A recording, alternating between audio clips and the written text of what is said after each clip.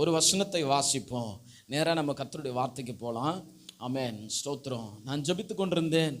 Rehoboth revival சபைக்கு ஆண்டவரே நீர் என்ன வார்த்தை கொடுக்கிறீர் ஆண்டவரே, ஸ்தோத்திரம். ஏகப்பட்ட பிரசங்கம் இருக்குது, ஆனால் நீங்கள் சொன்னால் தான் நான் போய் சொல்லணும். நானே ஒரு செய்தியை ஆயத்தப்படுத்தக்கூடாது ஆண்டவரே, ஸ்தோத்திரம். ஒரு நல்ல அருமையான ஒரு தேவ மனிதனுடைய சபை, அங்கே நல்லா போஷிக்கப்படுகிற மக்கள் இருக்காங்க. அவங்களுக்கு முன்னால் நீங்கள் பயன்படுத்துங்கப்பா, நீங்கள் தான் எனக்கு உள்ளே இருந்து பேசணும் அப்படின்னு நான் ஜபிக்கும்பொழுது ஆண்டவர் ஸ்தோத்திரம் ஒரு வசனம் கொடுத்தார். அந்த வசனத்தை நான் ப்ரிப்பேர் பண்ணிட்டு வந்திருக்கேன். சேர்ந்து நம்ம தியானிக்க போகிறோம். ஆமென். அப்போஸ்தல நடபடிகளுடைய புஸ்தகம், அப்போஸ்தல நடபடிகளின் புஸ்தகம் 27வது அதிகாரம். அப்போஸ்தல நடபடிகளின் புத்தகம் 27ஆம் அதிகாரம் 23ஆம் வசனத்திலிருந்து 25ஆம் வசனம் வரையிலும் நாம் வாசிக்க கேட்போம். ஏனென்றால் என்னை ஆட்கொண்டு வரும் நான் சேவிக்கிறமான தேவனுடைய தூதனானவன் இந்த ராத்திரியிலே என்னிடத்தில் வந்து நின்று, பவுலே பயப்படாதே, நீ ராயனுக்கு முன்பாக நிற்க வேண்டும். இதோ உன்னுடன் கூட யாத்திரை பண்ணுகிற யாவரையும் தேவன் உனக்கு தயவு பண்ணினார் என்றான்.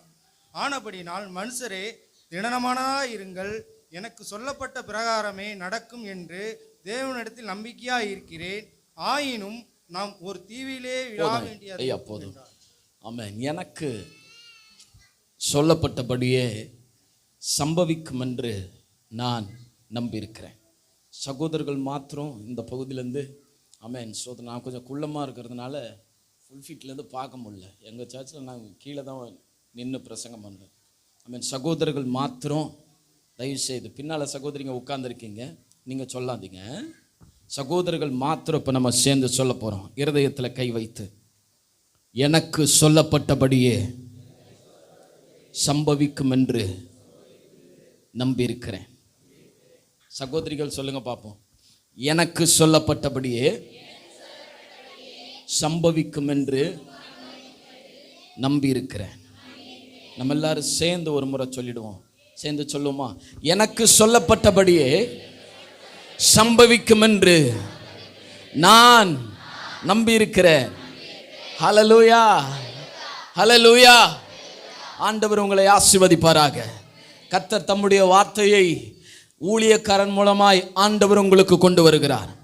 என் சபைக்கு நான் சொல்லுவேன், நான் பிரசங்கித்தாலோ அல்லது எந்த தேவ மனிதரை இந்த இடத்துக்கு கொண்டு வந்தாலோ, தேவ பிள்ளைகளே, நீங்கள் கவனிக்க வேண்டியது என்னையோ போதகரையோ அல்ல, அவருக்குள்ளே இருந்து ஆவியானவர் சொல்லுகிற வார்த்தைகளை கவனிக்க உங்கள் இருதயங்களை நீங்கள் திருப்புங்கள்.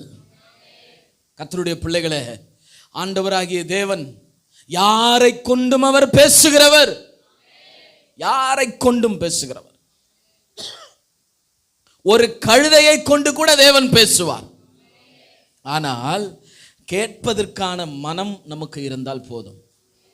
ஆண்டவருடைய பிரசங்கத்தை நீங்கள் கவனித்தீர்கள் என்றால் அடிக்கடி ஆண்டவர் சொல்லுவார், கேளுங்கள்.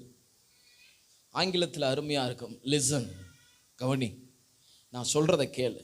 திருவெளிப்பாடு புஸ்தகத்தில் எழுதப்பட்டிருக்கிறது, ரெவலேஷன், காது உள்ளவன், ஆவியானவர் சபைக்கு சொல்லுகிறதை காது உள்ளவன் கேட்க கடவன். ஆமென். ஆண்டவருக்கு யாரை ரொம்ப பிடிக்கும்னா, அவர் வார்த்தையை யாரு கவனமாய் கவனிக்கிறார்களோ, பக்கத்தில் என்ன நடக்குதுன்றதே மறந்துடணும். சில ஃபங்க்ஷன்ஸ்லாம் போனோம்னா, சில சபைகளில் ஆராதனை நடக்கும், பெரிய பெரிய கூட்டங்கள்லாம் நடக்கும் பொழுது எனக்கு சின்ன ஒரு வேதனையாக இருக்கும். என்னென்னா, பாதி பேர் வெளியில் சமைச்சிக்கிட்டு இருப்பாங்க, ரிஜிஸ்ட்ரேஷன் பண்ணிக்கிட்டு இருப்பாங்க, வர்றவங்களை கூப்பிடுவாங்க. ஸோ இதெல்லாம் ஆரம்பத்திலே செஞ்சு முடிச்சு செய்தி வேலையில் நம்ம எல்லாரும் உள்ளே வந்துடணும். ஒரு ஆமென் சொல்லுங்க. கர்த்தர் பேசுகிறார், யார் அதை கேட்காமல் இருப்பான்? சிங்கம் கர்ஜிக்கிறது, யார் பயப்படாமல் இருப்பான்? ஒரு ஆமென் சொல்லுங்க. அல்லேலூயா, அல்லேலூயா. இந்த வாரத்தின் முதலாம் நாளில் உங்களை ஆண்டவர் பலப்படுத்தி தம்முடைய வார்த்தையினால கர்த்தர் இடைக்கட்டி, திரும்ப நீங்கள் திங்கக்கிழமையிலிருந்து சனிக்கிழமை வரையிலும் நீங்கள் எல்லாவற்றையும் எதிர்த்து நின்று ஜெயம் எடுப்பதற்கு இந்த நாளில் கர்த்தர் உங்களை என்னையும் ஆண்டவர் தம்முடைய ஆவியினால நிரப்பி வெளியே அனுப்புகிறார். ஆமென்.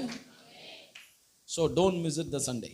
ஒவ்வொரு ஞாயிற்றுக்கிழமையும் கர்த்தருடைய பிள்ளைகளை நீங்கள் மிஸ் பண்ணிட்டீங்கன்னா அடுத்த ஒரு வாரம் முழுவதும் படாத பாடுபடணும். அதுக்காக தான் கர்த்தர் சொல்றாரு, வா உன்னை பலப்படுத்தி உன்னை நிலைநிறுத்தி உன் ஆவினால நிரப்பி என் வார்த்தையை தந்து உன்னை ஆசீர்வாதத்தை அனுப்புறேன், அப்புறம் போய் எவனும் உனக்கு முன்னால நிற்க மாட்டான். அல்லேலூயா, அல்லேலூயா, ஆமென். தேவ பிள்ளைகளை கவனியுங்கள்.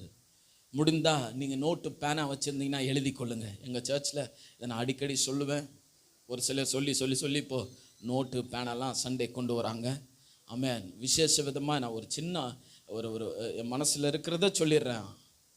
வாலிப பிள்ளைங்க நீங்கள் இந்த பழக்கத்தை கற்றுக்கொண்டீங்கன்னா நல்லது. ஆமென். சர்ச்சுக்கு வரும்பொழுதே ஒரு நோட்டும் பேனாவும் கொண்டு வந்து பிரசங்கத்தில் எழுதி வைங்க. யாருக்கு தெரியும், சில ஆண்டுகளில் கர்த்தர் தேசத்தில் எழுப்புதலை உண்டாக்குவார். நீங்கள் ஓடி போய் பிரசங்கம் பண்ணுவதற்கு யாரையும் தேட தேவையில்லை. அந்த நோட்டை நீங்கள் எடுத்துகிட்டு போனாலே போதும். ஆமென். என்ன ஆமென் சொல்ல மாட்டிங்களா? ஏன் நீங்களாம் பயன்படுத்தப்படவே மாட்டிங்களா? நீங்கள் எல்லாரும் எழுப்புதல் வந்துட்டால் பாஸ்டர்ஸுங்களுக்கு பஞ்சம் வந்துடும். அப்போ விசுவாசிங்க தான் எழும்பி பிரசங்கம் பண்ணணும். ஒரு ஆமென் சொல்லுங்கள். அல்லேலூயா. அப்போஸ்தலர் 8 வாசிச்சு பாருங்க. தேசத்தில் மிகப்பெரிய எழுப்புதல் உண்டாகி சபைகள் சிதறடிக்கப்பட்ட பின்பு சாப்பாடு பந்தி விசாரிப்பு செய்கிறத பிலிப்பு அவர் தான் சமாரியா பட்டணத்துக்கு போனார். ஆமென். சாப்பாடு போடுற ஆளை தான் கர்த்தர் பயங்கரமாக பயன்படுத்தினார். அந்த விசுவாசத்தோடும் தைரியத்தோடும் ஒவ்வொரு வாரமும் நீங்கள் சர்ச்சுக்கு வரும்பொழுதும் வேதாகமும் ஒரு நோட்டு பெண்ணு எடுத்துகிட்டு வந்து என்ன பாஸ் சொல்கிறாங்களோ அந்த பிரசங்கத்தெல்லாம் வாரம் எழுதி வைங்க. ஆமென். சிலர் சோக கதையெல்லாம் எழுதி வைப்பாங்க டைரி போட்டு. 2024 வந்துடுச்சா, ஒரு டைரியை வாங்கு. இன்றைக்கு நான் இப்படி போனேன், அப்படி வந்தேன், இவள் பேசினாள் இன்று இப்படி முடிந்தது எழுதி வச்சிருவாங்க. உடனே 2025 வந்த உடனே அதை எடுத்து ஆஹா போன வருஷமெல்லாம் நமக்கு எவ்வளோ சோகங்கள் நடந்திருக்குதுன்னு வாசிப்பாங்க. இந்த பழக்கத்தெல்லாம் விட்டுட்டு கர்த்தருடைய வார்த்தையை எழுதி வைங்க. எனக்கு எழுதுறது ரொம்ப பிடிக்கும். ரெண்டாவது, யார் எழுதுறாங்களோ எழுதுறவங்களை கர்த்தருக்கு ரொம்ப பிடிக்கும். ஆமென். ஏன்னா நம்முடைய ஆண்டவர் தம்முடைய தேவ தூதனாய் இருக்கிற மோசேயுக்கு ஆண்டவர் 10 கட்டளைகளை ஆண்டவர் எழுதி கொடுத்தார். ஆமென் சொல்லுங்க. அல்லேலூயா. என்னுடைய பிரசங்க நோட்டெல்லாம் பார்த்தீங்கன்னா நீங்கள் முடிச்ச பிறகு கூட நீங்கள் பார்க்கணுன்னா நான் காமிக்கிறேன். எங்கள் சர்ச்சில் எல்லோரும் ஆச்சரியப்படுவாங்க. சின்ன பாஸ்டர் சின்ன பிள்ளை மாதிரி எழுதி வச்சுருக்கீங்க. 4 கலர் பென் வச்சுருப்பேன். பிளாக்கு, ரெட்டு, ப்ளூ, பச்சை எல்லாம் வாங்கி வச்சுக்கிட்டு அப்படியே ரொம்ப நோட்டை பார்த்தாலே ஒரு சபைக்கு வந்த ஒரு புதுசாக வர்றாரு ஒரு வாத்தியார். அவர் சேராப்பட்டு மலையில் ஊழியம் செய்கிறார். ஒரு நாள் பாஸ்டர் என்னை சிஎஸ்ஐ சபையில் பிரசங்கம் பண்ண கூப்பிடுறாங்க. ஆமென். இன்றைக்கி பண்ண பிரசங்கத்தை காமிங்க என்னாரு. நான் நோட்டை காமிச்சேன். அவர் ரொம்ப ஆச்சரியப்பட்டார். பாஸ்டர் நான் போய் இதை எழுதவே வேணாம் பாஸ்டர், ஜஸ்ட் இதை ஃபோட்டோ எடுத்துகிட்டு போயிடுறேன், அவ்வளோ நீட்டாக இருக்குன்னு ஃபோட்டோ எடுத்துகிட்டு போய் பிரசங்கம் பண்ண போயிட்டார்.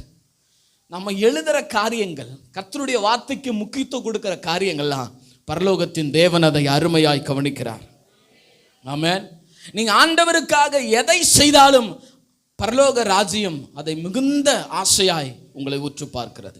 உலகம் வேணா பைத்தியமாக நினைக்கலாம், ஆனால் கர்த்தர் அதை மிகுந்த ஆசீர்வாதமாய் அதை பார்க்கும் போதெல்லாம் என் பிள்ளை எனக்காக இவ்வளோ காரியங்களை செய்கிறானேன்னு ஆண்டவர் ஒவ்வொரு காரியங்களையும் நம்மை பார்த்து சந்தோஷப்படுகிறவராக இருக்கிறார். கர்த்தருடைய பிள்ளைகளே, நேராய் வசனத்துக்கு வருகிறேன். அப்போஸ்தலனாகிய பவுல், இவரை குறித்து நாம் அப்போஸ்தல நடபடிகளில் 8-9 அதிகாரங்கள் ஆரம்பிக்கும் போது அவரை குறித்து நாம் பார்க்கலாம்.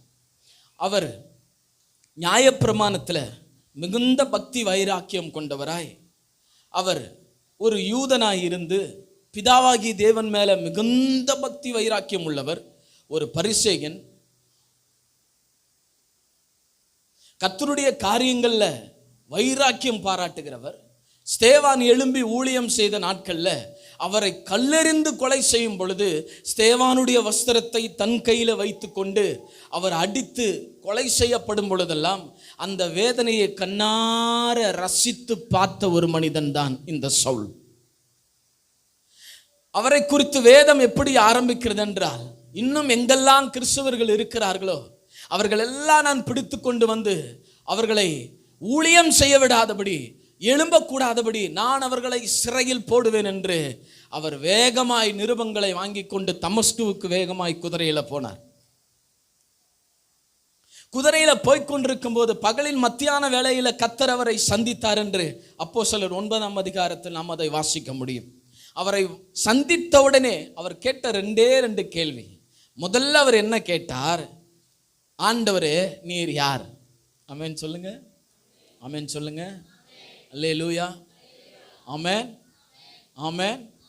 கர்த்தருடைய பிள்ளைகள், அவர் கேட்ட ரெண்டு கேள்வி. ஒன்று, நீர் யார் என்றார். நீர் துன்பப்படுத்துகிற இயேசு நான் தான். உடனே அவர் கேட்ட ரெண்டாவது கேள்வி என்ன தெரியுமா? என்ன செய்ய சித்தமாக இருக்கிறீர்?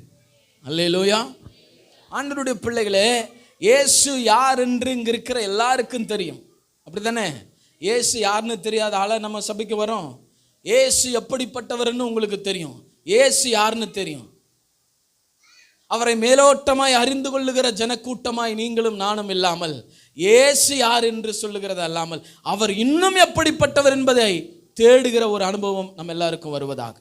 நான் யார் என்பதை என் மனைவிக்கு தெரியும், என் பிள்ளைகளுக்கு தெரியும். ஆனா இன்னொருவன் எனக்குள்ளே வாழ்கிறான். அவன் யார் என்பது யாருக்கும் தெரியாது, எனக்கு மட்டும்தான் தெரியும். அப்ப இயேசு யாருன்னு மேலோட்டமாய் கற்றுக்கொள்ளுகிறவர்களை அல்ல, அவரை உள்ள போய் இன்னும் அவர் எப்படிப்பட்டவர் என்பதை குறித்து ஆராய்கிற சபையாய் நாம் இருப்போமாக. அவரை ஆண்டவர் முற்றிலுமாய் தொட்டபடினாலே தன் வாழ்க்கையை ஒப்பு கொடுத்து ஊழியத்தை அவர் ஆரம்பிக்கிறார். சில அதிகாரங்கள் உள்ள வரும்போது அவர் பெயர் பவுல் என்று மாற்றப்படுகிறது. ஆண்டவருடைய பிள்ளைகளே, அன்றைக்கு கர்த்தருடைய ஊழியத்தை எடுத்த மனிதன், ஆமென், கலக்குகிற மனிதனாய் இருந்தார். தேசங்கள்ல கலக்குகிற மனிதன். நான் அப்போஸ்தல நடபடிகளை வாசித்து கொண்டு வருகிறேன். நீங்கள் ஃப்ரீயா இருந்தீங்கன்னா நீங்க அப்போஸ்தல நடபடிகளை வாசிக்க ஆரம்பிங்க. அதில் அப்போஸ்தலனாகிய பவுலுடைய ஊழியங்களை குறித்து பிரம்மாண்டமான காரியங்கள் அதில் எழுதப்பட்டிருக்கிறது. இன்றைக்கு மொபைல் இருக்கு, ஃபேஸ்புக்கு, வாட்ஸ்அப், ட்விட்டர், நிறையா இருக்கு, மீடியா இருக்கு. என்ன செய்தாலும் அதை போடுறதுக்கான காரியங்கள் இருக்கு. ஆனால் கர்த்தருடைய பிள்ளைகளே, பவுல் ஊழியம் செய்த நாட்களில் எந்த விதமான வசதியும் இல்லை. இன்னைக்கு ஒரு கிராமத்துக்கு போய் இயேசு யாருன்னு சொன்னால் ஓரளவு அந்த மக்கள் தெரிந்து கொள்ளக்கூடிய அறிவு இன்றைக்கு இருக்கிறது.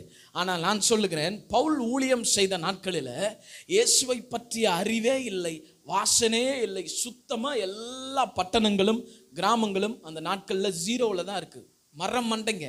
அந்த நாட்களில் போய் இயேசுவை குறித்து பிரசங்கித்து ஒரு மனிதன் அற்புத அடையாளங்களை செய்து தேவனே ஆண்டவர், இயேசுவே கர்த்தர் என்பதை ஒரு மனிதன் நிரூபித்து கலக்குகிறார் என்றால் எவ்வளவு பெரிய ஒரு வல்லமையான ஊழியக்காரனாய் ஆண்டவர் அவரை பயன்படுத்த ஆரம்பித்திருப்பார் பாருங்கள்.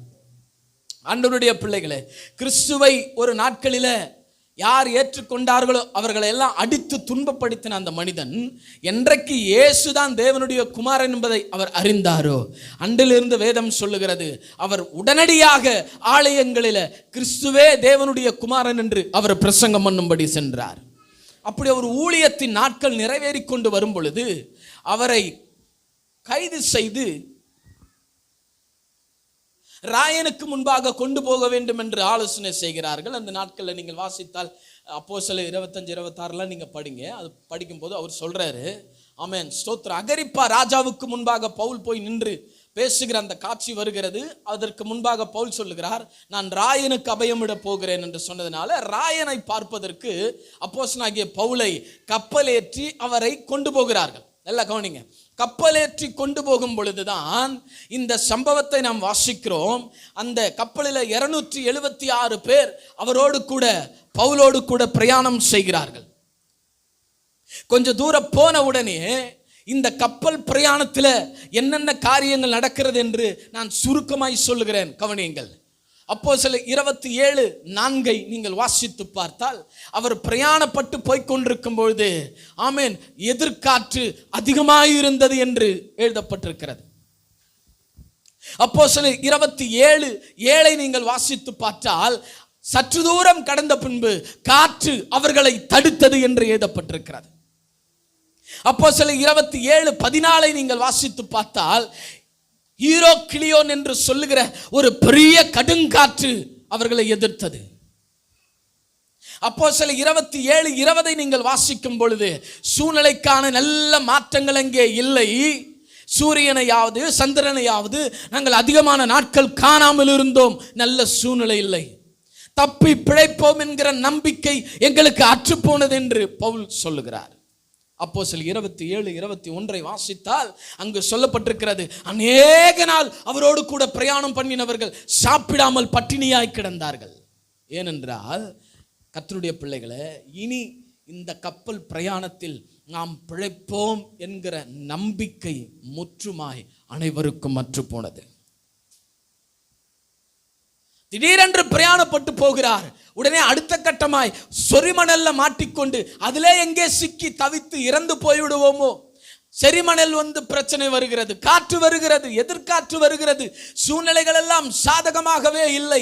பவுலும் நிச்சயித்துக் கொண்டார், நம்முடைய ஊழியம் ஒருவேளை முடிந்து விட்டதோ, கர்த்தர் இந்த பிரயாணத்துக்கு பின்பு நம்முடைய ஊழியத்தை தொடராமல் நம்முடைய ஜீவனை எடுத்துக் கொள்வாரோ என்று சொல்லக்கூடிய சூழ்நிலையும் பவுலுக்கு வந்தது. கர்த்தருடைய பிள்ளைகளே, இந்த காலை நேரத்தில் நான் உங்களுக்கு சொல்லுகிறேன், நம்முடைய வாழ்க்கை பிரயாணத்தை ஆரம்பித்து வைத்திருக்கிற நம்ம சர்வ வல்லமுள்ள தேவன் நம்முடைய வாழ்க்கை பிரயாணத்துக்கு விரோதமாய் எதிரில் வருகிற எதிர்காற்றாய் இருக்கலாம், நம்முடைய காற்று ஆமே நம்முடைய ஹீரோ கிளியோன் என்று சொல்லுகிற கடுங்காற்றாய் இருக்கலாம், பெருங்காற்றாய் இருக்கலாம். ஆமென். சூழ்நிலைகள் எல்லாம் நமக்கு சாதகம் இல்லாத, ஆமென் ஸ்தோத்திரம், நாம் மரித்து போய்விடுவோம் என்று சொல்லக்கூடிய சூழ்நிலைகள் எல்லாம் நம்முடைய வாழ்க்கை பிரயாணத்தில் நாம் சந்திக்கலாம். ஆனால் கர்த்தராகிய ஆண்டவர் இந்த காலை நேரத்தில் ஆமென் ஸ்தோத்திரம், பவுல் உடைந்து போன இதயத்தோடு இருந்த பவுலுக்கு ஆண்டவர் எழும்பி சொன்னார், இந்த சூழ்நிலைகளின் நடுவில் மத்தியில் என் தாசனாகிய பவுலே நான் சொல்லுகிறேன், பயப்படாதே. ஒரு ஆமென் சொல்லுங்களேன், ஒரு ஆமென் சொல்லுங்களேன். வருஷத்துக்கு எத்தனை நாளுங்க சொல்லுங்களேன்? நான் கணக்கில் வீக்கு 10th 42 மார்க் தான் எடுத்தேன். எங்கள் டீச்சர் பார்த்து, எப்பாடா ஸ்டாலின் பாஸ் ஆயிட்டான், ஒருவேளை இந்த ஆளால் எங்கள் சென்டம் போயிடுமோ. சொல்லுங்க, எத்தனை பேர்? சாரி, எத்தனை நாள்?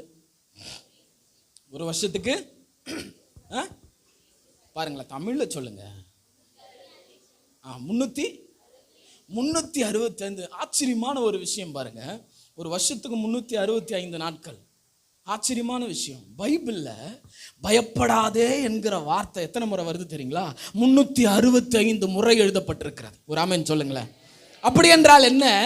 ஒவ்வொரு நாளும் நம்ம பெட்ல இருந்து எழும்பும் போதெல்லாம் கர்த்தர் சொல்றாரு, பயப்படாத, பயப்படாத. ஆமென் சொல்லுங்களேன். அல்லேலூயா. பக்கத்தில் கையை பிடிச்சி சொல்லுங்க, ஏங்க நீங்கள் என்ன பிரச்சனையோடு வந்தீங்களோ, என்ன சூழ்நிலையோ வந்தீங்களோ தெரில, இன்னைக்கு பரிசுத்த ஆவியானவர் பவுலுக்கு சொன்னது போல உங்களுக்கு சொல்றாரு. நான் கேட்கறதெல்லாம் அப்படியே கேட்டு அவங்க கிட்ட சொல்லுங்க பார்ப்போம். பயப்படாதீங்க. ஒருவேளை பவுலை போல உங்கள் சூழ்நிலைகள் உங்களுக்கு சாதகம் இல்லாமல் இருக்கலாம். உங்கள் வாழ்க்கை பிரயாணத்தில் நீங்கள் போய் கொண்டிருக்கிற இந்த பிரயாணத்தில் சூழ்நிலைகள் சரியில்லாமல் இருக்கலாம். பவுலுக்கு சொன்ன கர்த்தர், சிஸ்டர், பிரதர் உங்களுக்கு சொல்றார், பயப்படாதீங்க. நான் சொன்னது எல்லாமே சொன்னீங்களா? இல்லை, எனக்கு பயப்படாதீங்க. நான் இவ்வளோ சொல்லிக்கிட்டு இருக்கேன். கையை பிடிங்க, கை பிடிங்க. சொல்லுங்க, உங்க வாழ்க்கை பிரயாணத்தில் நீங்க போய் கொண்டிருக்கிறீங்க, பயப்படாதீங்க. எதிர்காற்று வரலாம், செரிமணல் வரலாம், பெருங்காற்று வரலாம், பயந்துராதீங்க. பவுலை பலப்படுத்தினவர் இந்த காலையில உங்களை பலப்படுத்துறார். அல்லேலூயா, அல்லேலூயா. பரிசுத்த பவுல் தனக்கு நேரிட்ட நிலைமைகளை எல்லாம் என்ன நடக்குமோ, என்ன நடக்குமோ, என்ன நடக்குமோ, ஐயோ ஆண்டவர் எப்பொழுது பேசுவார், அவர் வார்த்தைக்காக காத்திருக்கிறேன், என்ன நடக்க போகிறதோ என்று எதிர்பார்த்து கொண்டிருந்த பவுலுக்கு ஆண்டவர் தரிசனமாகி சொல்லுகிறார், பவுலே பயப்படாத, நீ ராயனுக்கு முன்னால் நிற்க வேண்டும். கவனிக்கிறீங்களா? எல்லாரும் கவனிக்கிறீங்களா? பிரசங்கத்தை கவனிக்கிறீங்களா? ஆமென். நீங்க கவனிக்கிறீங்க அப்படின்னா உங்க தலை கீழே வராது. அப்படியே பார்க்குறீங்கன்னா நீங்க கவனிக்கிறீங்கன்னு அர்த்தம். சில சொல்றீங்க, நான் பெரிய பிரில்லியன் பாஸ்டர், நான் இப்படி தான் இருக்கிற மாதிரி தெரியும், ஆனால் எல்லாத்தையும் காதில் விழுது, மண்டையில் ஏறுது. நீங்க பேசுங்க.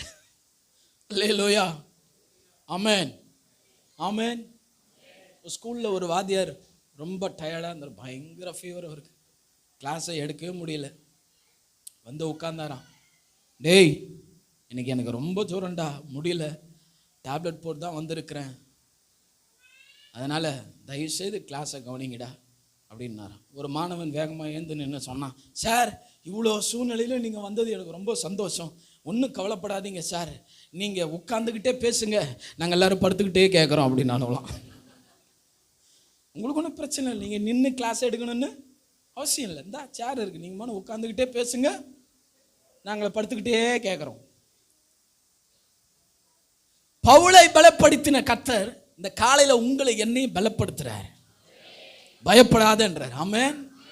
பிரியமானவர்களே, இன்னைக்கு நான் எடுத்துக்கொண்ட தலைப்பு, உங்களுக்கு சொல்லப்பட்ட வார்த்தையில் நில்லுங்கள். கர்த்தருடைய பிள்ளைகளே, வார்த்தையில நில்லுங்க. வார்த்தை வரும் வரையிலும் ஒரு தடுமாற்றம் இருக்கலாம். ஆனா உங்களுக்கு வார்த்தை தேவனிடத்தில் வந்த பிறகு உங்கள் வாழ்க்கையில தடுமாற்றம் என்பதே வரக்கூடாது. ஒரு ஆமென் சொல்லுங்க. அல்லேலூயா. சில காரியங்கள்ல நமக்கு குழப்பங்களும் தடுமாற்றங்களும் ஏக்கங்களும் வர்றது சகஜம்தான். ஆனா காத்திருத்து கொண்டே இருக்கணும். ஆண்டவரே, என்ன என்ன என்ன சொல்ல போகிறீர், நான் என்ன செய்யணும், உம்முடைய மறு காரியங்கள் என்ன? நாம் ஜெபித்து தேவ சமூகத்துல காத்திருக்கும் பொழுது கர்த்தர் வார்த்தையை கொடுத்துட்டாருன்னு வைங்களேன், அந்த வார்த்தையை வாங்கின பிறகு நாம் ஒரு நாளும் பயப்படக்கூடாது. ஏனென்றால் பேசியிருக்கிறவர் கர்த்தர். பவுலுக்கு சொல்றார், பயப்படாதே பவுலே, பயப்படாதே. என்ன சூழ்நிலைகள் உன் வாழ்க்கையில வந்தாலும் சரி, இந்த பிரயாணத்துல வந்தாலும் சரி, நீ சாக மாட்ட, நீ சாக மாட்ட. நீ எப்படி ராயனுக்கு முன்னால போய் அபயமிடணும், போய் பேசணும்னு தீர்மானிச்சியோ, அதே போல உன் தேவனாகிய கர்த்தர் நான் சொல்லுகிறேன், உன்னை ராயனுக்கு முன்பாக நிற்க வைக்க போகிறேன். நீ சாக மாட்ட, உன் பிராணன் என் கைக்கு அருமையா இருக்கும். அல்லேலூயா, அல்லேலூயா. கர்த்தர் அவரை பலப்படுத்தினார். ஆண்டவருடைய பிள்ளைகளை, வார்த்தை வரும் வரையிலும் ஒரு தடுமாற்றத்தில் இருப்பது நல்லதுதான். ஆனால் வார்த்தை வந்த பிறகும் நீங்கள் தடுமாறக்கூடாது.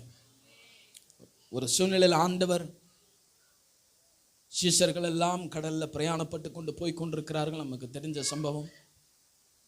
ஆண்டவர் அவர்களை போக சொல்லி துரிதப்படுத்தி விட்டு அவர் ஜெபம் பண்ணி கொண்டிருக்கிறார். திடீரென்று மோசமான ஒரு பயங்கர காற்று வருகிறது. அவர்கள் தண்டு வலித்து தடுமாறி கொண்டிருக்கிறார்கள்.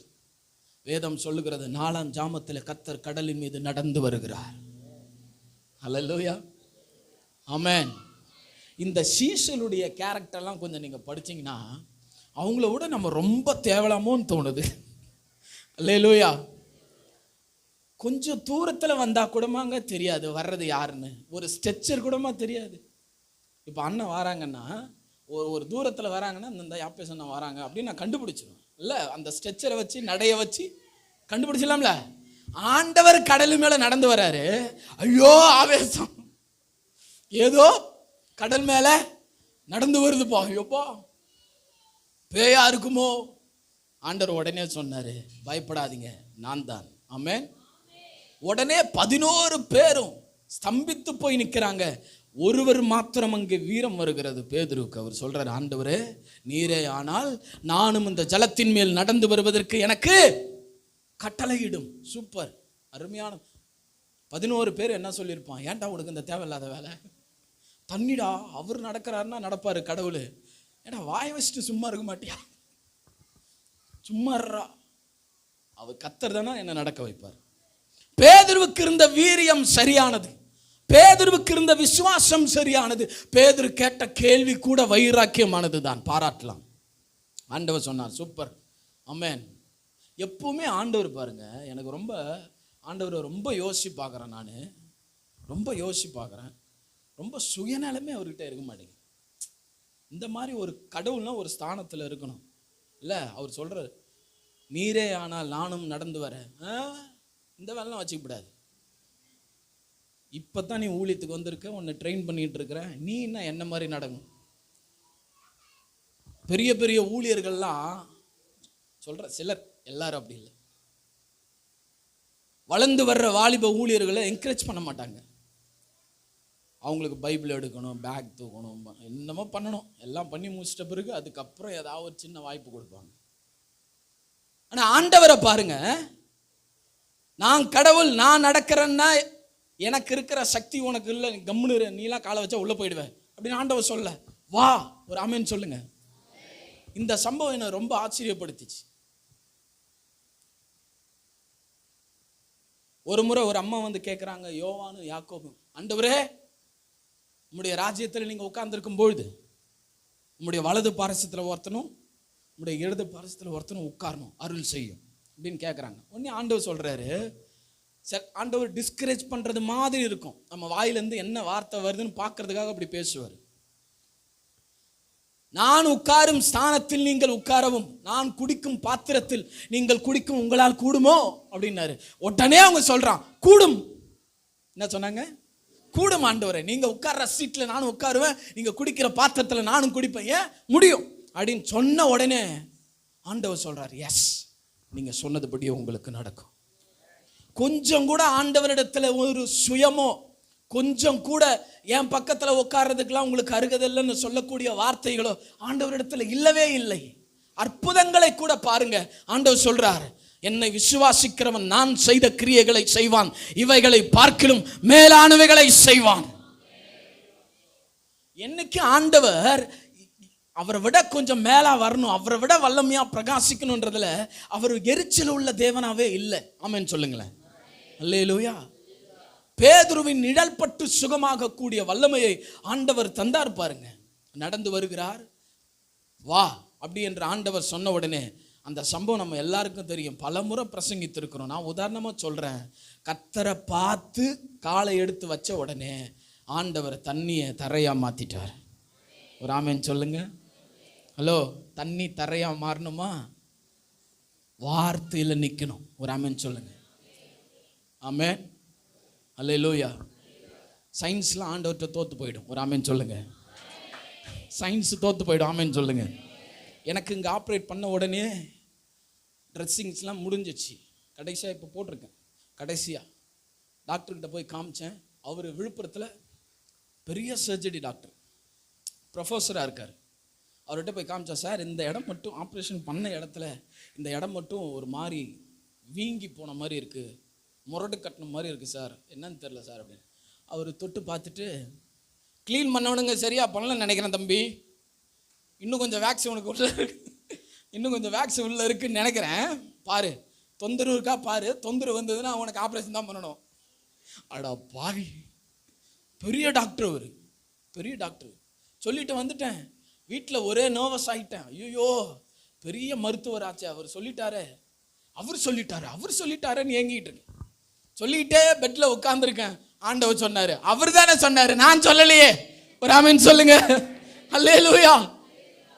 யார் சொன்னாலும், எவ்வளவு பெரிய மருத்துவராக இருந்தாலும், அவர்கள் எல்லாம் மனிதர்களே தவிர கடவுள்கள் அல்ல, தேவன் அல்ல. Praise the Lord. ஆமென். எல்லா மெடிக்கல் ரிப்போர்ட்டையும் அபத்தமாக்குகிற தேவனை நம்ம ஆராதிக்கிறோம். ஒரே நாளில் கை வச்சு ஜெபம் பண்ணி, இனி ஹாஸ்பிட்டலுக்கு கர்த்தர் பேசுறாரு, ஆமென், உன் வீட்டுக்கு போன்னாரு. எவ்விருவனுடைய காரியத்தை படித்தோம்னா வீட்டுக்கு போ. ஆமென், ஸ்தோத்திரம். ஆண்டவர் வீட்டுக்கு போன்றாரு. டாக்டர் மறுபடியும் வான்றாரு, கர்த்தர் ஹாஸ்பிட்டலுக்கு வான்றாரு டாக்டர், கர்த்தர் வீட்டுக்கு போன்றாரு. சரி, வார்த்தையை பிடிச்சி ஜெபம் பண்ண எல்லாம் மறைந்தது. இந்த காலை நேரத்தில் கர்த்தர் உங்களோடு கூட பேசுகிறார். வார்த்தையில் நிற்கிறவர்களுக்கு தேவன் இன்றைக்கும் அற்புதம் செய்கிறவராயிருக்கிறார். வார்த்தையை, சபையே, வார்த்தையை அலட்சியப்படுத்திடாதீங்க. கர்த்தர் உங்களுக்கு என்ன வார்த்தை கொடுக்கிறாரோ அந்த வார்த்தையில நில்லுங்க. அந்த வார்த்தை உங்களை வாழ வைக்கும், உயர்த்தும், மேன்மைப்படுத்தும், சுகமாக்கும். சத்தமா ஒரு அல்லேலூயா. அல்லேலூயா. பேதுரு நடந்து வருகிறார். சில நேரங்கள் நடந்து வந்த உடனே தண்ணீர் தரையாய் மாறி அற்புதம் நடக்கிறது. எல்லாரும் ஆச்சரியப்படுகிறார்கள். சற்று தூரம் போன உடனே நமக்கு தெரியும், அவர் சூழ்நிலைகளை திரும்பி பார்த்து உள்ளே போக ஆரம்பித்தார். உடனே ஆண்டவர் திட்டினார், அற்ப விசுவாசி, எழும்புடா. ஆமென். வார்த்தையை பிடிச்சுக்கிட்டு வந்த வரையிலும் தண்ணீர் தரையாச்சு. வார்த்தையை கொஞ்சம் விட்டுட்டு சூழ்நிலையை பார்த்த உடனே மறுபடியும் தர தண்ணி ஆயிடுச்சு. இல்லையா? சொல்லுங்க சொல்லுங்க. கையை பிடிச்சி பக்கத்தில் இருந்து சொல்லுங்க, கையை பிடிச்சி, நீங்க வார்த்தையில நின்னீங்கன்னா உங்களுக்கு அற்புதம் நடக்கும். நீங்க சூழ்நிலை மேல நின்னீங்கன்னா உங்களுக்கு அபத்தமானதான் நடக்கும். அல்லேலூயா. வார்த்தையில நிக்க பழகி கொள்ளுங்கள். வார்த்தையினாலே கர்த்தர் வானங்களை உண்டாக்கினார். வார்த்தையினாலே எல்லாவற்றையும் சிருஷ்டித்தார். வார்த்தையினாலே கர்த்தர் நம்மை நியாயம் தீர்க்கவும் வருகிறார். இந்த வார்த்தை தான் நமக்கு மேலானது. வானமும் பூமியும் ஒளிந்து போனாலும் என் வார்த்தையில் ஒளிந்து போவதில்லை. எத்தனை பேர் நீங்க கர்த்தருடைய வார்த்தையை மேன்மைப்படுத்துறீங்களோ, கர்த்தர் உங்களை மேன்மைப்படுத்துவார். ஆண்டவருடைய பிள்ளைகளே, பவுலுக்கு சொன்ன காரியம், பயப்படாதே, நீ ராயனுக்கு முன்பாக நிற்க வேண்டும், அந்த வார்த்தையை பவுல் பிடித்து கொண்டார். கர்த்தருடைய பிள்ளையே, ஆமென். எத்தனை விதமான கடுங்காற்று, எத்தனை விதமான எதிர்காற்று, எத்தனை விதமான செரிமணல்கள் போன்ற சூழ்நிலைகள் அவர் வாழ்க்கையில் வந்தது. இன்னும் நிறையா இருக்கு. கப்பலில் இருந்த சரக்குகளை எல்லாம் எடுத்து போட்டாங்களாம், தண்ணியில் உடைமைகள் எல்லாம் இழந்தாங்க. இன்னும் அந்த இடத்துல வெயிட்லெஸ் ஆகினாங்க. என்னெல்லாம் பண்ணாங்க, எவ்வளோ இழப்புகள். ஆண்டவருடைய பிள்ளைகளே, இத்தனையின் மத்தியில் கர்த்தர் பவுலுக்கு தரிசனமாய் பேசினார். இந்த காலை நேரத்தில் உங்களுக்கு தரிசனமாய் சொல்லுகிறார், ஆமென். உன் சூழ்நிலையை பார்த்து பயப்படாத, வியாதியை பார்த்து பயப்படாத, ஆமென். உன்னுடைய கடன் பிரச்சனையை பார்த்து பயப்படாத, ஆமென். கர்த்தராகி நான் சொல்லுகிறேன், பயப்படாத. உன்னை எங்கெங்கே நிற்க வைக்க நான் பிளான் பண்ணியிருக்கிறேன், அங்கே நிற்க வைக்கும் வரையிலும் உனக்கு ஒன்றும் ஆகாது. அல்லேலூயா, அல்லேலூயா, ஆமென். வார்த்தை வரும் வரையிலும் பொறுமையா இருங்க. வார்த்தை வந்துடுச்சுன்னா அந்த வார்த்தையை பிடிச்சிக்கிட்டு நில்லுங்க. Praise the Lord. அல்லேலூயா, ஆமென். சரி, இவ்வளவு காரியங்கள் அவர் செய்தார். அவர் தப்பித்தாரா? வார்த்தையை நம்பினவருக்கு என்ன நடந்தது? அப்போஸ்தலர் 28:1 படிங்க. நாங்கள் தப்பி கரை சேர்ந்த பின்பு, நாங்கள் தப்பி கரை சேர்ந்த பின்பு அந்த தீவின் பேர் மெலித்தா என்று, அந்த தீவு மெலித்தா என்று கண்டோம். ஒரு ஆமென் சொல்லுங்களேன். அல்லேலூயா, ஆமென். நீ சாக மாட்ட, உன் கூட இருக்கிறவங்களுக்கு எந்த விதமான மரணமும் நேரிடாது, பவுலே கவலைப்படாதுன்னு பேசின கர்த்தர் தாம் சொன்ன வார்த்தையில் அவர் உண்மையுள்ளவராக இருந்தார். அப்போஸ்தலர் 28:1 நாம் படித்தோம். கர்த்தருடைய பிள்ளைகளே, அவர்கள் எல்லாரும் தப்பி கரை சேரும்படி ஆண்டவர் உதவி செய்தார். கைகளை உயர்த்தி நீங்களும் நானும் ஆமென் ஸ்தோத்திரம். எல்லாவற்றுக்கும் தப்பி கரை சேர்வதற்கு சர்வ வல்லமுள்ள தேவன் நமக்கு உதவி செய்வாராக. தப்பி கரை சேர்ந்தோம். நீங்களும் நானும் வியாதிக்கு தப்புவோம், கொரோனாவுக்கு தப்பின நாம் எல்லாவற்றுக்கும் தப்புவோம். ஒரு ஆமென் சொல்லுங்க. 10 ரூபா மாஸ்கை போட்டுன்னு என்னமா நம்ம சுத்தணும், அந்த அந்த அந்த அந்த கிருமி நம்மக்கிட்ட வரல பாருங்க. 25 நான் 10 ரூபா மாஸ்க் தான் வாங்கினேன். எல்லாம் 90, 150 எந்த நேரமும் சானிடைசர் எப்படிலாம் இருந்தாங்கல்ல. ஆனால் கர்த்தர் நம்மளை பாதுகாத்தார். வியாதிக்கு தப்பினோம், பலவீனத்திற்கு தப்பினோம், கடன் பிரச்சனைக்கு தப்பினோம். எல்லாவற்றுக்கும் தப்பி கரை சேர்ந்து இந்த சண்டே எங்க வந்து உட்கார்ந்து இருக்கிறோம். இன்னும் கர்த்தர் சொல்றார், நான் இன்னும் உன்னை தப்புவிப்பேன். மறுபடியும் கர்த்தர் இந்த வார்த்தை என்ன சொல்றார், நான் உங்களை இன்னும் தப்புவிப்பேன். ஆமென். தப்புவிக்கிற கர்த்தர் இந்த காலை நேரத்தில் நம்ம நடுவில் அவர் பிரசன்னமா இருக்கிறார். மார்க் எழுதின சுவிசேஷ புத்தகம். வார்த்தையில் நின்ற ஒரு மனிதனை நான் ஒரு எக்ஸாம்பிளாக சொல்ல போகிறேன். வாசிங்க. குறிப்பிட்ட நேரத்தில் நான் கரெக்டாக முடிச்சிடுவேன். ஆமென் ஸ்தோத்திரம். சீக்கிரமாக முடிக்கிற பிரசங்கியார எனக்கு ரொம்ப பிடிக்கும். அதனால் நானும் அப்படி தான் முடிப்பேன். ஆமென், அல்லேலூயா. ஒரு சபையில் ஒரு பாஸ்டருக்கு பிடிக்காதான், ஐயோ ஸ்தோத்திரம். ஒரு சபையில் எந்த காரியத்தை குறித்து விவரித்து பேசுகிற எக்ஸாம்பிளா நல்லா எதை சொன்னாலும் கொஞ்சம் மிகுதியாக பேசுகிற ஒரு ஆள் அந்த பாஸ்டர். இது அந்த விசுவாசிக்கு பிடிக்கல. என்னடா இந்த பாஸ்டர் எந்த நேரமும் எதை பாரு மிகுதியாக பேசிக்கிட்டு இருக்காரு அப்படின்னு ஒரு நாள் அப்போ சொன்னாராம், எதை மிகுதியாக பேசுறது உனக்கு ரொம்ப டிஸ்டர்பாக இருக்கோ அப்பெல்லாம் அப்படின்னு ஒரு சத்தம் போடு, நான் கண்டுபிடிச்சின்னு அதை மிகுதியாக பேசுறதை குறைச்சிக்கிறேன் அப்படின்னாராம். அதனால் நான் பேசும் பொழுது ரொம்ப பேசிட்டாங்கன்னா நம்ம ஸ்தாபனத்தில் ஊழியர்கள் மத்தியில் ஒரு பழக்கம் இருக்குது. அழகாக கிட்ட போயிட்டு எல்லாம் நீங்கள் இந்த வசனத்தை வாசிப்போம் அப்படின்னும் போது கீழே குளிஞ்சிருவீங்கல்ல. நாங்கள் ஒரு வேலை பார்ப்போம், என்ன தெரியுமா, கிட்ட போய் பாஸ்டர் சரிங்களா, டைம் எக்ஸ்டெண்ட் ஆகிட்டுது பாஸ்டர் அப்படின்னு நம்ம சொல்கிறோம். அதனால் குறிப்பிட்ட சரியான நேரத்தில் நீங்கள் கேட்டுக்கொண்டிருக்கிற அந்த ஆவல் இருக்கும் வரையில் நான் பிரசங்கிக்கிறேன். ஆண்டவர் உங்களை ஆசீர்வதிப்பார். மார்க் 5ஆம் அதிகாரம் 36ஆம் வசனம். அவர்கள் சொன்ன வார்த்தையை இயேசு கேட்டவுடனே ஜெப ஆலயத்திலே நோக்கி, பயப்படாதே, விசுவாசம் உள்ளவனாயிரு என்று சொல்லி பேதுருவையும் யாக்கோபையும் யாக்கோபின் சகோதரன் யோவானையும் தவிர வேறு ஒருவரும் தம்மோடு வருகிறதுக்கு இடம் கொடாமலும். போதும் அதுக்கு கீழே வேண்டாம், போதும். படிச்சிட்டிங்களா? கவனிங்களேன். இது என்ன சப்ஜெக்ட் நம்ம எல்லாருக்கும் தெரியும். ஜெப ஆலய தலைவனாக இருந்த எவ்வீர்வு என்று சொல்லுகிற ஒரு மனிதனுடைய சம்பவம். அவன் தன்னுடைய மகள் மரண அவஸ்தைப்படுறா. எல்லாம் நல்லா கவனிங்க. மரண அவசப்படுறா தன்னுடைய மகளுக்காக. அந்த ஜெப ஆலய தலைவன் இயேசுவினிடத்தில் வருகிறான். இவரிடத்தில் வந்து ஒரு விண்ணப்பத்தை வைப்போம். இவர் வந்து இவருடைய கரத்தை என் மகள் மேல் வைத்தால் கட்டாய மகள் உயிரோடு கூட எழுந்திருப்பாள் என்பது எவ்வீருனுடைய விசுவாசம். அந்த நாட்கள்ல ஜெப ஆலய தலைவர்கள் என்றால் அவர்களுக்கு ஒரு பெரிய மரியாதை இருக்கும். ஒரு ஜெப ஆலயத்தின் தலைவனுக்கு பெரிய மரியாதை. அந்த ஜனத்தின் மத்தியில ஒரு மேன்மையான மனிதனாய் அவன் இருப்பான். இந்த தலைவனுடைய வீட்டில் இருக்கிற இவருடைய மகள் கொடிய வேதனைப்பட்டு கொண்டிருக்கிறாள், மரண அவஸ்தைப்பட்டு கொண்டிருக்கிறாள். எப்போது மரணம் வரும் என்று தெரியாது. தன்னுடைய மகளை சீரியஸ் கண்டிஷன்ல போட்டுட்டு, ஹலோ ஐசி வார்டுன்னு வச்சுப்பீங்களே, ஐசி வார்டில் வச்சுட்டு இயேசுகிட்ட வருகிறார். எவ்விருவு என்ன சொல்லிக்கிட்டு வராரு? நம்ம எல்லாருக்கும் ஒரு பழக்கம் இருக்கும், உங்களுக்கு இருக்கான்னு தெரியல, முணமுணத்து கொண்டே பேசிக்கொண்டே போவோம். இயேசுகிட்ட போவோம், மகள் ரொம்ப பிரச்சனையாக இருக்கா, அவர் போய் கையை வச்சுட்டாருன்னா பழைச்சிருவா, அவர் வந்தால் நல்லா இருக்கும், பிஸியாக இருப்பாரா என்னன்னு தெரியல, எப்படி பிஸியாக இருந்தாலும் பரவாயில்ல, இன்னைக்கு அவரை கூப்பிட்டு போகாமல் விடக்கூடாது. இதை பேசிக்கிட்டே வெறும் வந்துகிட்டு இருக்காரு. வந்த உடனே தன்னுடைய பிரச்சனையை ஆண்டவர்கிட்ட சொல்றார். ஆண்டவரே, என் மகள் கொடிய வேதனைப்பட்டு கொண்டிருக்கிறாள், தயவு செய்து நீர் வாரும், நீர் வந்து என் மகள் மேல் கையை வைத்தால் அவள் பிழைப்பாள். இவர் சொல்லிக் கொண்டிருக்கும் பொழுதே நல்லா கவனிங்க, தான் முக்கியமான சப்ஜெக்ட். இவர் ஆண்டவரிடத்தில் தன்னுடைய காரியத்தை சொல்லிக் கொண்டிருக்கும் பொழுதே ஒருவன் வேகமாய் அங்கிருந்து வருகிறான்.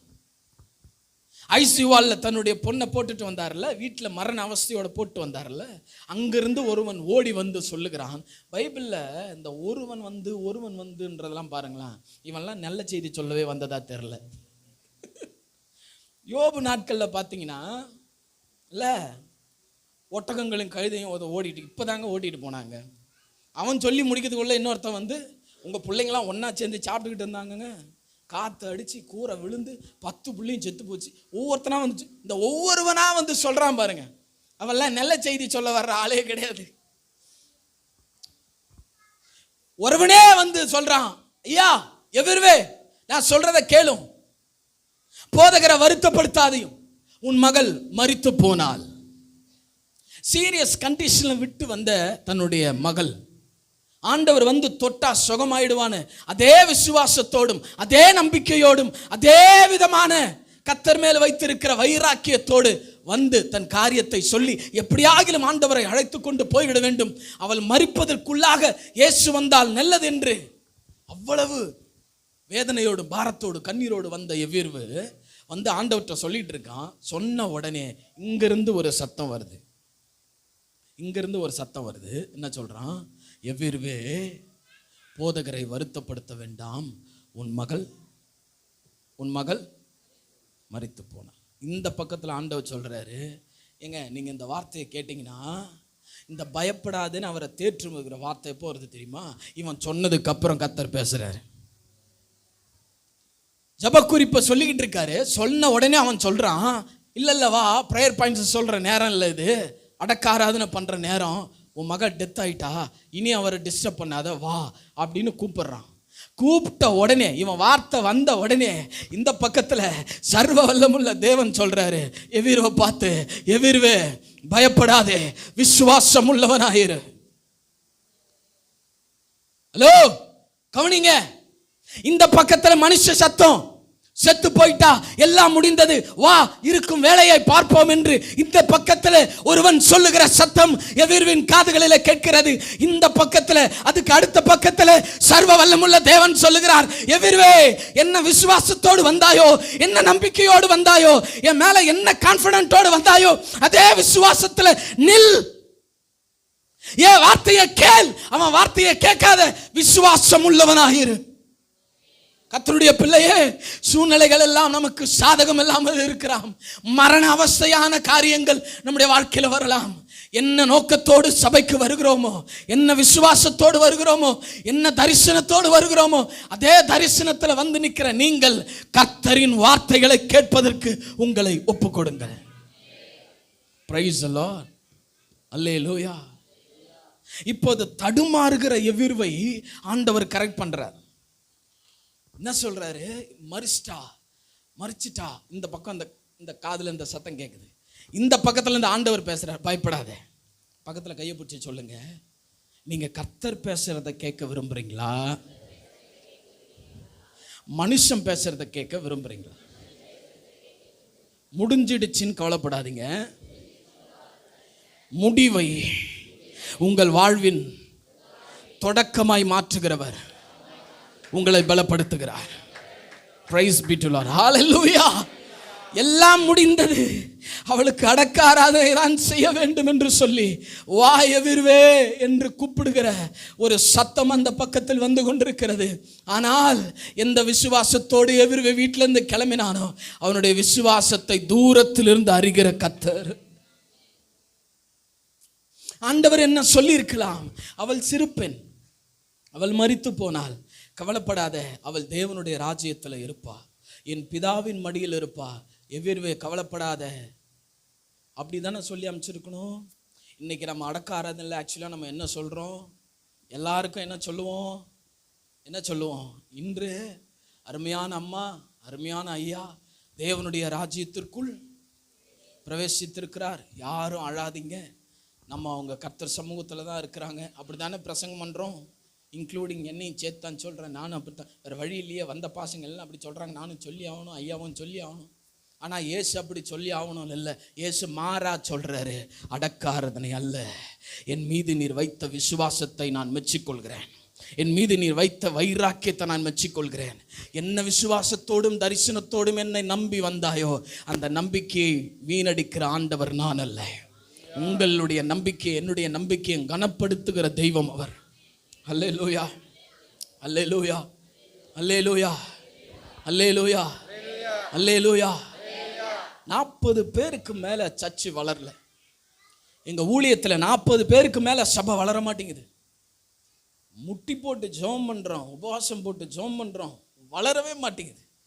எவ்வளவோ பிரயாசப்படுறோம், வளர மாட்டேங்குது. அப்பாட்ட கிட்ட சோர்ந்து போயிட்டு நான், நமக்கு தான் அங்கிருந்து வந்த ஒருவன் அப்படின்றக்குல்ல, அப்படின்ற மாதிரி ஒரு ஐயா வந்தார், ஒரு யோசனை சொன்னார், பாஸ்டர் நான் வேற ஊருக்கு டிரான்ஸ்ஃபர் வாங்கிட்டு போகலான்னு இருக்கேன். எனக்கு ரொம்ப ஆச்சரியமாகிடுச்சு, நல்ல ஊழியக்காரர் ஏன் அப்படி சொல்கிறாரு. ஏன் பாஸ்டர், இல்லை 10 வருஷம் ஊழியம் செஞ்சேன், 10 வருஷமாக வளர்ச்சியே இல்லை, அப்போ வளர்ச்சி இல்லைன்னொடனே நம்ம வேற ஊர் போனால் நல்லா இருக்குன்றேன் அப்படின்னு அவர் எனக்கு விதைச்சிட்டாரு. எனக்கு விதைச்ச உடனே நான் 13 வருஷமாக இருந்து சபை வளரலன்னு சொல்லிக்கிட்டு இருக்கேனே, என்னை விட சீனியர் பாஸ்டர் இப்படி பேசுகிறாரு, பேசாமல் நாமளும் டிரான்ஸ்ஃபர் வாங்கிடலாமோ. நல்லதை விதைக்கிறதுக்கு நாட்டில் கொஞ்சம் பேர் தான் இருக்காங்க. ஆமென். ஆனால் ஆண்டவர் சொன்னார் பாருங்க, நீங்கள் கேட்கிற விதத்தை குறித்து கவனியுங்கள். கர்த்தருடைய பிள்ளைய யார் சொல்றான்னு நல்லா பாருங்க.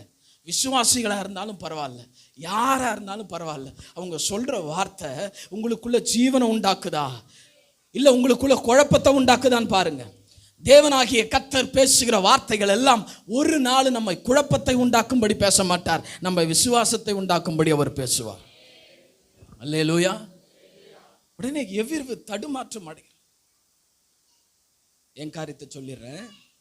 அப்போ நான் ஜெபம் பண்ணிட்டே இருந்தேன், ஆண்டவரே என்ன இந்த மனுஷன் டிரான்ஸ்ஃபர் கேட்குறாரு, எனக்கு என்ன செய்வீர், சபையும் வேற வளர மாட்டேங்குது சொல்லி அப்படியே ஜெபம் பண்ணிக்கிட்டே இருந்தேன். கர்த்தர் வார்த்தையை கொடுக்கிறார், யூதாவே உனக்கு ஒரு அறுப்பு காலம் இருக்கிறது. அதுவரையில குழப்பம் இருந்தது, அதுவரையில ஊரை காலி பண்ணின்னு இருந்தது, அதுவரையில ஒரு பாஸ்டருக்கு அதை கொடுத்துட்டு அவர் சபையை நம்ம எடுத்துக்கலாம், விழுப்புரம் மாவட்டத்துக்கு போயிடுவோம், அதுவரைக்கும் எண்ணம் இருந்தது. ஆனால் கர்த்தர் வார்த்தையை கொடுத்த உடனே அப்பா கிட்ட சொன்னேன், இனி இந்த ஊரை விட்டு போக மாட்டேன், ஆண்டவர் எனக்கு வார்த்தை தந்தார், அந்த வார்த்தையில நான் நிற்பேன், வார்த்தையை நிறைவேற்றுகிற கர்த்தர் என் ஊழியங்களை ஆசீர்வதிப்பார். அல்லேலூயா. குழப்பப்படுறது சகஜம் தாங்க, தப்பு இல்லைங்க. அவ்விசுவாசம் வர்றதும் தப்பு இல்லை, எதுவுமே நம்ம வாழ்க்கையில் தப்பு இல்லை. ஏன்னா நம்ம மனிதர்கள் அப்படித்தான் இருப்போம். விழுந்த இடத்துலேருந்து ஏஞ்சிக்கணும், விழுந்தே கிடக்கூடாது. அவ்விசுவாசம் வந்து அதை உடனே விட்டுட்டு விசுவாச வார்த்தைக்குள்ள வரணும், அதை தான் ஆண்டவர் விரும்புகிறார். அல்லேலூயா, ஆமென், ஆமென். பிரசங்கில வாசி பாருங்க, மரமானது தெற்கே விழுந்தாலும் வடக்கே விழுந்தாலும் விழுந்த இடத்துல கிடக்கும், நீ மரம் அல்ல நீ மனிதன்றார். ஒரு ஆமென் சொல்லுங்க. அல்லேலூயா. உணர்வுகள் வருவது, குழப்பங்கள் வருவது, பதட்டங்கள் வருவது, இதெல்லாம் நம்முடைய வாழ்க்கையில சகஜம்தான். ஆனா நான் சொல்றேன், அதெல்லாம் இருந்தாலும் வார்த்தை வந்த உடனே பதட்டப்பட்டுறாதீங்க, வார்த்தை வந்த உடனே வார்த்தையில நில்லுங்க. இப்ப எவிருவுக்கு இங்க இருக்கிற சத்தத்தை கேட்கிறதா, இங்க இருக்கிற சத்தத்தை கேட்கிறதா, இது எல்லாம் முடிஞ்சிச்சு. இவன் சொல்றது கரெக்டா தான் இருக்கு. நம்ம மக இப்ப உயிரோடு இல்லை, நம்ம மக மரிச்சிட்டா, சரி நம்ம போய் ஆக வேண்டிய வேலையை பார்க்கலாமா அப்படின்ற ஒரு எண்ணம் எழும்பும் பொழுது அங்கிருந்து கர்த்தர் சொல்றார், உன் எண்ணத்தை மாத்து. ஆமென். பக்கத்துல பார்த்து சொல்லுங்க, ஏங்க சொல்லுங்க, ஏங்க உங்க எண்ணத்தை மாத்துங்க. என்ன எண்ணத்தோடு சபைக்கு வந்தீங்க? அதுக்குள்ள ஏன் எண்ணத்தை மாத்துறீங்க? அது நடக்கும் வரையும் உங்க எண்ணத்தை மாற்றாதீர்கள். ஆமென். அல்லேலூயா. எனக்கு ஆண்டவர் சொல்லியிருக்காரு, எனக்கு ஆண்டவர் பேசியிருக்கார். திண்டிவனத்தில் ஊழியம் செய்கிற பாஸ்டர் ஆண்டனி ராஜன் இப்போ அசம்பிளி ஆஃப் ஸ்தாபனத்தில் அவர் பொருளாளராக இருக்கிறார். நல்ல உயர்த்தப்பட்டு பெரிய லெவலில் இருக்கார். அவர் ஊழியத்தின் நாட்களில் அவருடைய மனைவி திருமணம் செய்வதற்கு முன்னால் நிறையா அவங்க திருநெல்வேலிக்காரங்க நிறைய மாப்பிள்ளை வராங்களாம், நிறைய மாப்பிள்ளை வராங்க. உடனே சிஸ்டர் ஜெபம் பண்ண ஆரம்பிச்சிட்டாங்க. ஆண்டவரே எனக்கு ஊழியக்காரனை தருவின்னு சொன்னீர், வர்றதெல்லாம் பிலிவராக இருக்குது, நான் என்ன பண்ணுறது அப்படின்னு ஜெபம் பண்ணார். ஜெபம் பண்ணும்போது ஆண்டவர் பேசினாராம், உனக்கு கண்டிப்பாக நான் ஊழியக்காரனை தான் தருவேன், அவனுக்கு நல்ல கட்டையாக மீசை வச்சிருப்பான், கருப்பாக உயரமாக இருப்பான் அப்படின்னு ஆண்டவர் காமிச்சிட்டாராம், அடையாளத்தை காமிச்சிட்டார். இந்த அம்மா அடையாளம் வந்த உடனே எவனையும் கல்யாணம் பண்ண மாட்டேன், ஆண்டவர் என்னை காட்டிட்டாரு அப்படின்னு உட்கார்ந்துருக்காங்களாம். ஒரு நாள் திடீரென்று திண்டிவனத்திலேருந்து ஒரு வரன் வந்திருக்கு, ஆமே நான் அவங்கள பார்க்க போகிறோம், நீ ஜெபம் பண்ணிக்குமா அப்படின்னு சொல்லிட்டு போயிட்டாங்க. பார்த்துட்டு வந்த பிறகு பாஸ்டர் ஆண்டனி ராஜன் அவர் திருமணம் அவர் சொன்ன பாஸ்டமாக சொன்ன சாட்சி போய் பார்த்துட்டு, அப்பா போனீங்களே அவங்களுடைய ஃபோட்டோ எதனா இருக்கா கொடுங்க அப்படின்னு பாஸ்டர்மா கேட்டிருக்காங்க. இந்தம்மா இந்த ஃபோனில் இருக்குமா எவருமா அப்படின்னு காட்டினா, பாஸ்டர் நல்லா கட்டையாக மீசை வச்சிருக்காரு, நல்லா ஹைட்டாக இருக்காரு, கருப்பாக வளர்த்தியா நல்லா இருக்காரு. ஆண்டவர் என்ன சொன்னாரோ அத்தனை அடையாளங்களும் அப்படியே இருக்கு. உடனே ஆண்டவர்கிட்ட போய் கேட்டாரான், ஆண்டவரே நீ சொன்ன அடையாளம் அம்புட்டான் கரெக்டாக அப்படியே இருக்கு ஆண்டவரே, இவன் தான். ஒரு ஆமென் சொல்லுங்களேன், ஒரு ஆமென் சொன்னீங்களே.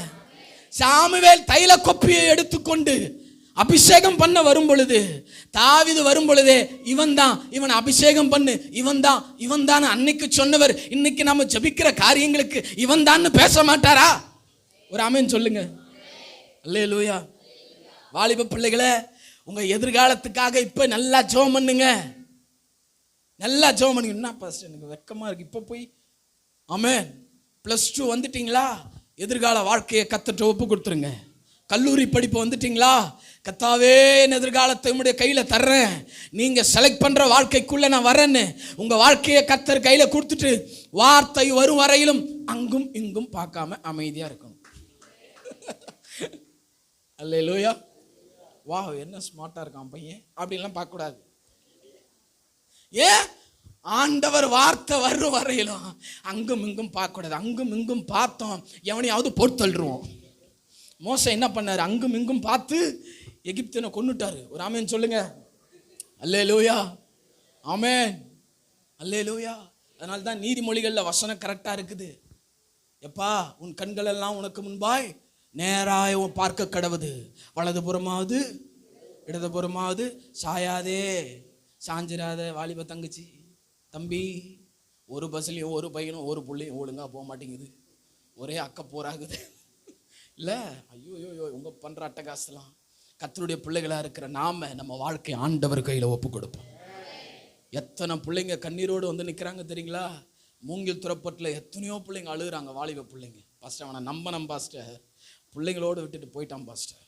வாலிப கொஞ்சம் வயசு தான் அழுகுறா. நான் அன்னைக்கே சொன்னல, உன் செம்படி போகாத சொன்னல, கேட்டேம்மா எனக்காக ஜெபம் பண்ணுங்க பாஸ்டர், அவன் புத்தி தெளிஞ்சு வரணும்னு. இதெல்லாம் தேவையா?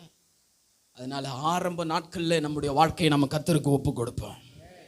யார் வார்த்தையை கேட்பதற்கு நீங்களும் நானும் நம்மை ஒப்பு கொடுக்கிறோம் என்பதில் கர்த்தருடைய பிள்ளைகளே, நீங்கள் கரிசனை உள்ளவர்களாக இருக்க ஆண்டவர் உதவி செய்வாராக.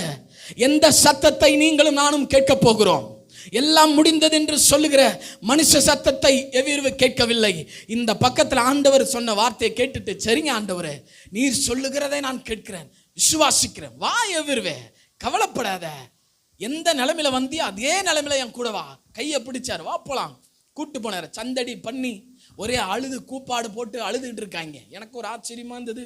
எல்லாம் மாரடிச்சிட்டு அழுதுட்டு இருந்தவன், ஏன் அழுவுறீங்க, புள்ள மறிக்கல நித்திரையா இருக்கிறாள் ஆண்டவர் சொன்ன உடனே சிரிக்க ஆரம்பிச்சிட்டாங்க.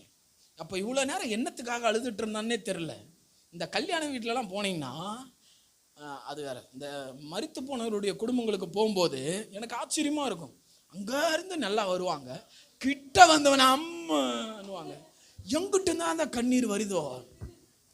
எனக்கு என் மனைவி நல்லா இருந்தா, அவர் ரிலேஷனில் யாரோ இறந்துட்டாங்க, அது வரைக்கும் சரியா இருந்தா, கிட்ட போன உடனே கட்டி பிடிச்சி அழுவுறா.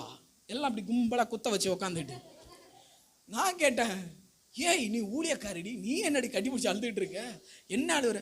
என்னன்னே தெரியலங்க. அவ சொன்ன ரிசல்ட்டு என்னன்னே தெரியல. அவங்கள போய் கட்டி பிடிச்ச உடனே ஒரே துக்கமா ஆயிடுச்சுங்க. என்னதான் அழுகுறாங்கன்னா, உண்மையா செத்தவனுக்காக அழுவலியா. ஐயோ நாளைக்கு என் பிள்ளையோட நிலைமை என்ன ஆகுமோ, எல்லாம் அழுகுறாங்க.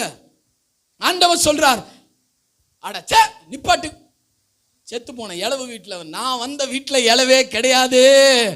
அல்லேலூயா.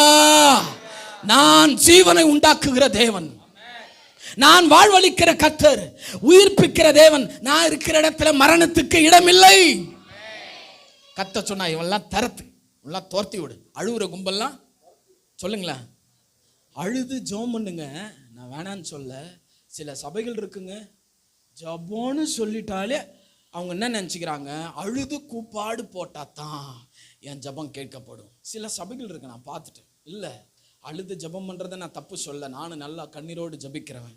ஆனால் எங்கள் பெங்களூர்லேருந்து பாம்பேலேருந்து ஒரு குடும்பம் எங்கள் சர்ச்சுக்கு வந்ததுங்க. வந்த உடனே என் ஃப்ரெண்டோட சபை அது, அங்கேருந்து வந்துச்சு.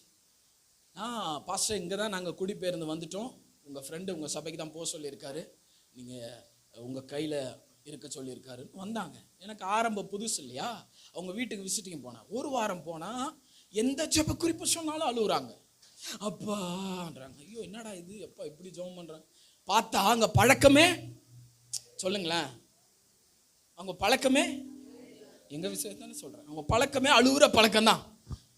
அழுது ஜெபம் பண்ணுறது தப்பு இல்லை, நான் அதை சொல்ல.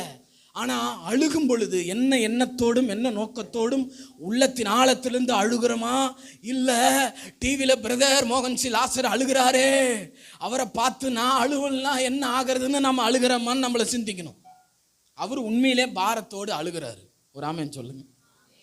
நாங்களாம் கும்பலாக கூட்டமாக உட்காந்து ஜெபம் பண்ணுமா டிவியை பார்த்துட்டு, நான் பார்த்தா ஐயோ பாஸ் நம்மளை பார்த்துட்டு இருக்காரு, அம்புட்டு பெரிய தேவன் மனுஷன் முழங்கால அழுதுகிட்டு இருக்காரு, எப்படி இருக்கா பாருன்னு சொல்லுவாரோன்னு. ஐயோ வரமாட்டேங்குதே கண்ணீர்.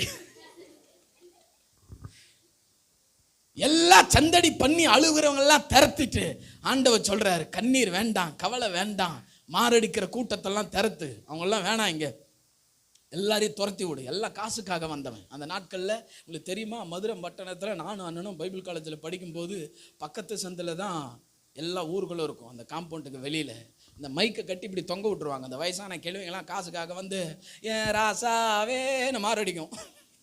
என்னடான்னு பார்த்தா மாரடிக்கிறதுக்காகவே காசு கொடுத்து வச்சிருப்பாங்களாம். அந்த நாட்கள்லையும் அப்படி தான் இருக்குது. சந்தடி பண்ணுறவங்களெல்லாம் கூட்டு வந்து அழுவு, என்னால் அழ முடியல, உனக்கு 1000 ரூபா பணம் தரேன், 6 மணி வரைக்கும் அழுவு அப்படின்னு அளவிடுவாங்களாம். ஆண்டவர் வந்த உடனே இந்த பணத்துக்காக அழ வந்த கூட்டத்தெல்லாம் வெளியே அனுப்புனாரு. ஆமென் சொல்லுங்க.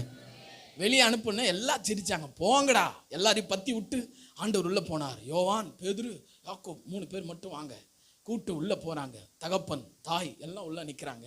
ஆண்டவர் என்ன நம்பிக்கையோடு எவ்விரு வந்தானோ அவன் நம்பிக்கையை கனப்படுத்த, அவன் நம்பிக்கையை கனப்படுத்த, அவன் கண்ணீரை துடைக்க, அவனை சிரிக்க சந்தோஷப்படுத்த கர்த்தர் அந்த சிறு பெண்ணின் கையை பிடிச்சி சொல்றாரு, ஆமென் ஆமென் தலித்தாகுமே, சிறு பெண்ணே எழுந்திரு என்று உனக்கு சொல்லுகிறேன். மரித்தவள் எழுந்து உட்கார்ந்தாள். ஒரு ஆமென் சொல்லுங்க, ஆமென் சொல்லுங்க. என்ன வார்த்தையோடு கூட, என்ன நம்பிக்கையோடு கூட வந்தீங்களோ அந்த நம்பிக்கையில் நின்னீங்கன்னா மரித்து போன சூழ்நிலைகளை உங்கள் வாழ்வில் குடும்பங்களை உயிர்ப்பிக்கிற கர்த்தருடைய கிரியைகளை நீங்கள் பார்ப்பீர்கள். ஆமென், அல்லேலூயா, அல்லேலூயா, ஆமென், ஆமென். ஆண்டவருக்கு இருந்த கேரக்டரை பாருங்க. நானா இருந்தேன்னா எவ்வளவே செத்து போன மவளை உயிரோட கொண்டு வந்திருக்கேன். மவனே இந்த ஊரெல்லாம் சொல்லி என்ன நீ பெரிய ஆளாக்குற. அதுவும் வேற இந்த நாட்கள்ல எவ்வளவே ஃபோன் இருக்கா, இல்லை பாஸ்டர், என்கிட்ட பட்டன் ஃபோன் தான் இருக்கு. அட முட்டா பையில எந்தா வச்சுக்கோ, வீடியோ எடு பார், உன் பொண்ணை இப்போ எழுப்புறேன் பாருன்னு இல்லாத அலப்பறலாம் நான் பண்ணியிருப்பேன். ஆண்டவர் எல்லாத்தையும் பண்ணி முடிச்சுட்டு என்ன சொல்றாரு, இதை ஒருவருக்கும் உன் காரியத்துல உனக்கு அற்புதம் செஞ்சுட்டேன், நீ வெளியே போய் சொன்னா சில என்ன நினைப்பான், பைத்தியக்காரன் நினைப்பான். எவங்கிட்டையும் சொல்லாத. சில காரியத்தை சொல்லணும், சில காரியத்தை சொல்லக்கூடாது. ராமேன் சொல்லுங்க. அல்லேலூயா, ஆமென். கர்த்தருடைய பிள்ளைகளை, முதல் காரியம் தான் நான் உங்களுக்கு சொல்லியிருக்கேன், வார்த்தையில நில்லுங்க. சூழ்நிலையை பார்க்காதீங்க. ஆமென். உங்க பிரச்சனையை பார்க்காதீங்க. எல்லாம் உங்களுக்கு சாதகம் இல்லாத நிலைமையா இருக்கலாம், ஆனா கர்த்தர் சொல்லிட்டாருன்னா அந்த வார்த்தையை பிடிச்சிங்க. அந்த வார்த்தை மட்டும்தான் உங்க வாழ்க்கையில நிறைவேறும். மனிதர்கள் சொல்லது நிறைவேறாது, சூழ்நிலைகள் நிறைவேறாது, கர்த்தர் வார்த்தையே நிறைவேறும். அல்லேலூயா, அல்லேலூயா, ஆமென், ஆமென். ஒன்று, வார்த்தையை பிடித்து கொண்டு நில்லுங்கள், உங்களுக்கு சொல்லப்பட்டது நிறைவேறும். ஒன்று. ரெண்டாவது, நான் ஒன்று சொல்லி முடிக்கிறேன். 2 காரியம் தான் நான் உங்களுக்கு சொல்ல விரும்பினேன். ஒன்று, கர்த்தர் சொன்னது நிறைவேறும். ரெண்டாவது, வாசியுங்கள், கர்த்தர் உங்களுக்கு காண்பித்தது உங்களுக்கு நிறைவேறும். அது சொல்லி முடிச்சிடுறேன். ஆமென். நம்ம எல்லாருக்கும் தெரிந்ததுன்னு ஆதியாகமம் 37:6-7 படிங்க. நம்ம ஆமென் செய்தியை. கிருபாசனத்தையும் ஆதியாகமம் அவன் அவர்களை நோக்கி 37ஆம் அதிகாரம் 6ஆம் வசனம் 7ஆம் வசனம். அவன் அவர்களை நோக்கி நான் கண்ட சொப்பனத்தை கேளுங்கள். நாம் வயலில் அறுத்த அரிகளை கட்டி கொண்டிருந்தோம். அப்பொழுது என்னுடைய அரிக்கட்டு நிமிர்ந்திருந்தது. உங்கள் அரிக்கட்டுகள் என் அரிக்கட்டை சுற்றி வணங்கி நின்றது என்றான். போதுங்க. இது எல்லாம் நமக்கு தெரிஞ்ச சம்பவம் தான். உங்களுக்கு நான் ஷார்ட்டாக சொல்லிடுறேன், நீங்கள் நல்லா வளர்ந்தவங்க. ஆமென், ஸ்தோத்திரம். சுருக்கமாக சொல்கிறேன். இவர் யாருன்னா, யோசேப்புக்கு கர்த்தர் கொடுத்த சொப்பனம். 1. ஆமென், ஸ்தோத்திரம். இன்னும் அடுத்த முறை நான் எப்போ வருவேன்னு தெரியாது. வந்தேன்னா கண்டிப்பாக இங்கே ஒரு ஆண்கள் 5 பேர், பெண்கள் 5 பேரை கேட்பேன். நான் என்ன பிரசங்கம் பண்ணம்மா, பாயிண்ட் நம்பர் 1 சொல்லுங்கள் அப்படின்னு கேட்பேன். மறக்காமல் வச்சுருக்கணும். ஆமென். உங்களுக்குன்றதுனால இந்த ஆப்ஷன். எங்கள் சர்ச்சில் நான் என்ன சொல்லுவேன்னா, தம்பி உன் வீட்டுக்கு நைட்டு 12 மணிக்கு வந்து உன்னை எழுப்புவேன். நாய் நிறைய ஊழையிட்டு இருக்கிற நேரத்தில் வரமாட்டேன்னு நினைக்காத. 12 மணிக்கு வந்து ஞாயிற்றுக்கிழமை ஆராதனை முடிச்சு நீ போய் தூங்கின உடனே திங்கக்கிழமை வந்து எழுப்புவேன்.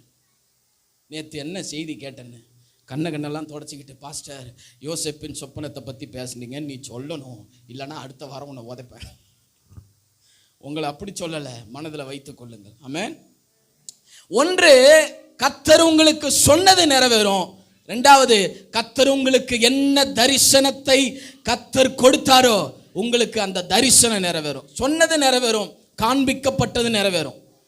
2வது நான் சொல்றேன், 1 வார்த்தை நிறைவேறும், 2வது உங்களுக்கு காண்பிக்கப்பட்டது எதுவோ அது உங்களுக்கு வாழ்வில் நிறைவேறும். யோசேப்பை குறித்து ஆண்டவர் 17 வயசுல யோசேப்புக்கு தரிசனத்தை கொடுத்துட்டார். ஆமென். இந்த யோசேப்பை குறித்து யோசிக்கும் போது நானும் கொஞ்சம் வெட்கப்படுறேன். எனக்கு 20 வயசுல தான் ஆண்டவரை ஏற்றுக்கொண்டேன். இந்த தம்பியை பாருங்க, 17 வயசுல தன் வாழ்க்கையை குறித்தும் தன்னுடைய எதிர்காலத்தை குறித்தும் ஒரு மாபெரும் தரிசனத்தை ஆண்டவர் யோசேப்புக்கு கொடுத்தார் என்றால் அவருடைய லைஃப் எந்த அளவுக்கு இருந்திருக்கும் பாருங்க. ஆமென். 17 வயசு படிக்கிறேன். 17 வயசு இருக்கிறவன் என்ன படிப்பான் தம்பி? என்ன படிப்பான்? ன்ற மாதிரி இருக்கு. யாராவது ஒருத்தர் சொல்லுங்க. 12th 12வது படிக்கிற பையனை வச்சுப்போமே. ஆமாம். இப்போ 12th படிக்கிற ஒரு பையனுக்கு கர்த்தருடைய எதிர்காலம் முழுவதையும் ஆண்டவர் காண்பிக்கிறார்னா எப்படி இருக்கும் பாருங்க. அதே வயசு தான் யோசேப்புக்கு. இவர் பார்த்தவர் சும்மா இல்லாம தன் சகோதரிடத்தில் போய் சொல்றார், நான் ஒரு சொப்பனம் கண்டேன், நான் மறுத்த அரிக்கட்டுகள் எல்லாம் சுற்றி நின்றது, என்னுடைய அரிக்கட்டுகளை உங்கள் அரிக்கட்டுகள் வணங்கியது. அவருக்கு காண்பிக்கப்பட்ட தரிசனத்தை பாருங்க. எல்லா அரிக்கட்டுகளும் அவரை வணங்குறது போல ஒரு தரிசனம். 17 வயசுல. ஹலோ, உங்களுக்கு தரிசனம் உடனே நிறைவேறலன்னு அவசரப்படாதீங்க. ஆமென், ஆமென், ஆமென். 2 வருஷத்துக்கு முன்னால அண்ணங்கிட்ட ஜெபம் பண்ணேன். ஒரு அவசரமா டக்குன்னு ஜெபம் பண்ணி போறதுக்காக, எங்கடா ஜெபிக்கிறதுன்னா அவரே பிஸியா இருக்காரு. கார் பார்க்கிங் 2-3 கார் இருந்துச்சு. அவரை வலுக்கட்டாயமா இழுத்து ஒரு கார் சந்தில் போய் நின்று ஜெபம் பண்ணுங்க, சில குழப்பமா இருக்கு. ஜெபம் பண்ணி சொன்னார், சபையை குறித்து ஒரு வெளிப்பாடு, ஒரு காம்பவுண்டு தெரியுது தம்பி, ஒரு பெரிய கேட்டை நான் பார்க்குறேன் அப்படின்னாரு. 2 வருஷம். இதை 2 வருஷத்துக்கு அப்புறம் நேற்று எங்கள் அம்மா சொல்கிறாங்க, இப்போ என் வீட்டில் இருக்காங்க, அவங்க சொல்கிறாங்க, தம்பி நான் உனக்காக ஜெபம் பண்ணுறேன்ப்பா, ஆரம்ப வெளிப்பாடு மட்டும் தெரியுது, ஒரு காம்பவுண்ட் இருக்குது, அதில் ஒரு பெரிய கேட்டை மட்டும் நான் பார்க்குறேன் அப்படின்னு. காலங்கள் கடந்து போகலாம், நாட்கள் கடந்து போகலாம். கர்த்தர் உங்களுக்கு எதை காண்பித்தாரோ அந்த காண்பிக்கப்பட்ட தரிசனத்துக்கு நேராய் ஆண்டவர் உங்களை என்னையும் நடத்தி கொண்டு போகிறார் என்பதை குறித்த மனமகிழ்ச்சியை கர்த்தர் இந்த காலை நேரத்தில் உங்களுக்குள்ள ஆண்டவர் விதைப்பாராக. சோர்ந்து போகாதீங்க. ஆண்டவர் உங்களுக்கு என்ன தரிசனம் கொடுத்தார், ஆண்டவர் உங்களுக்கு என்ன சொப்பனம் கொடுத்தாரோ அந்த சொப்பனத்துக்கு நேராய், அந்த தரிசனத்துக்கு நேராய் நீங்களும் நானும் போய்கொண்டிருக்கிறோம் என்பதை மறந்து விடாதீர்கள். ஆமென்.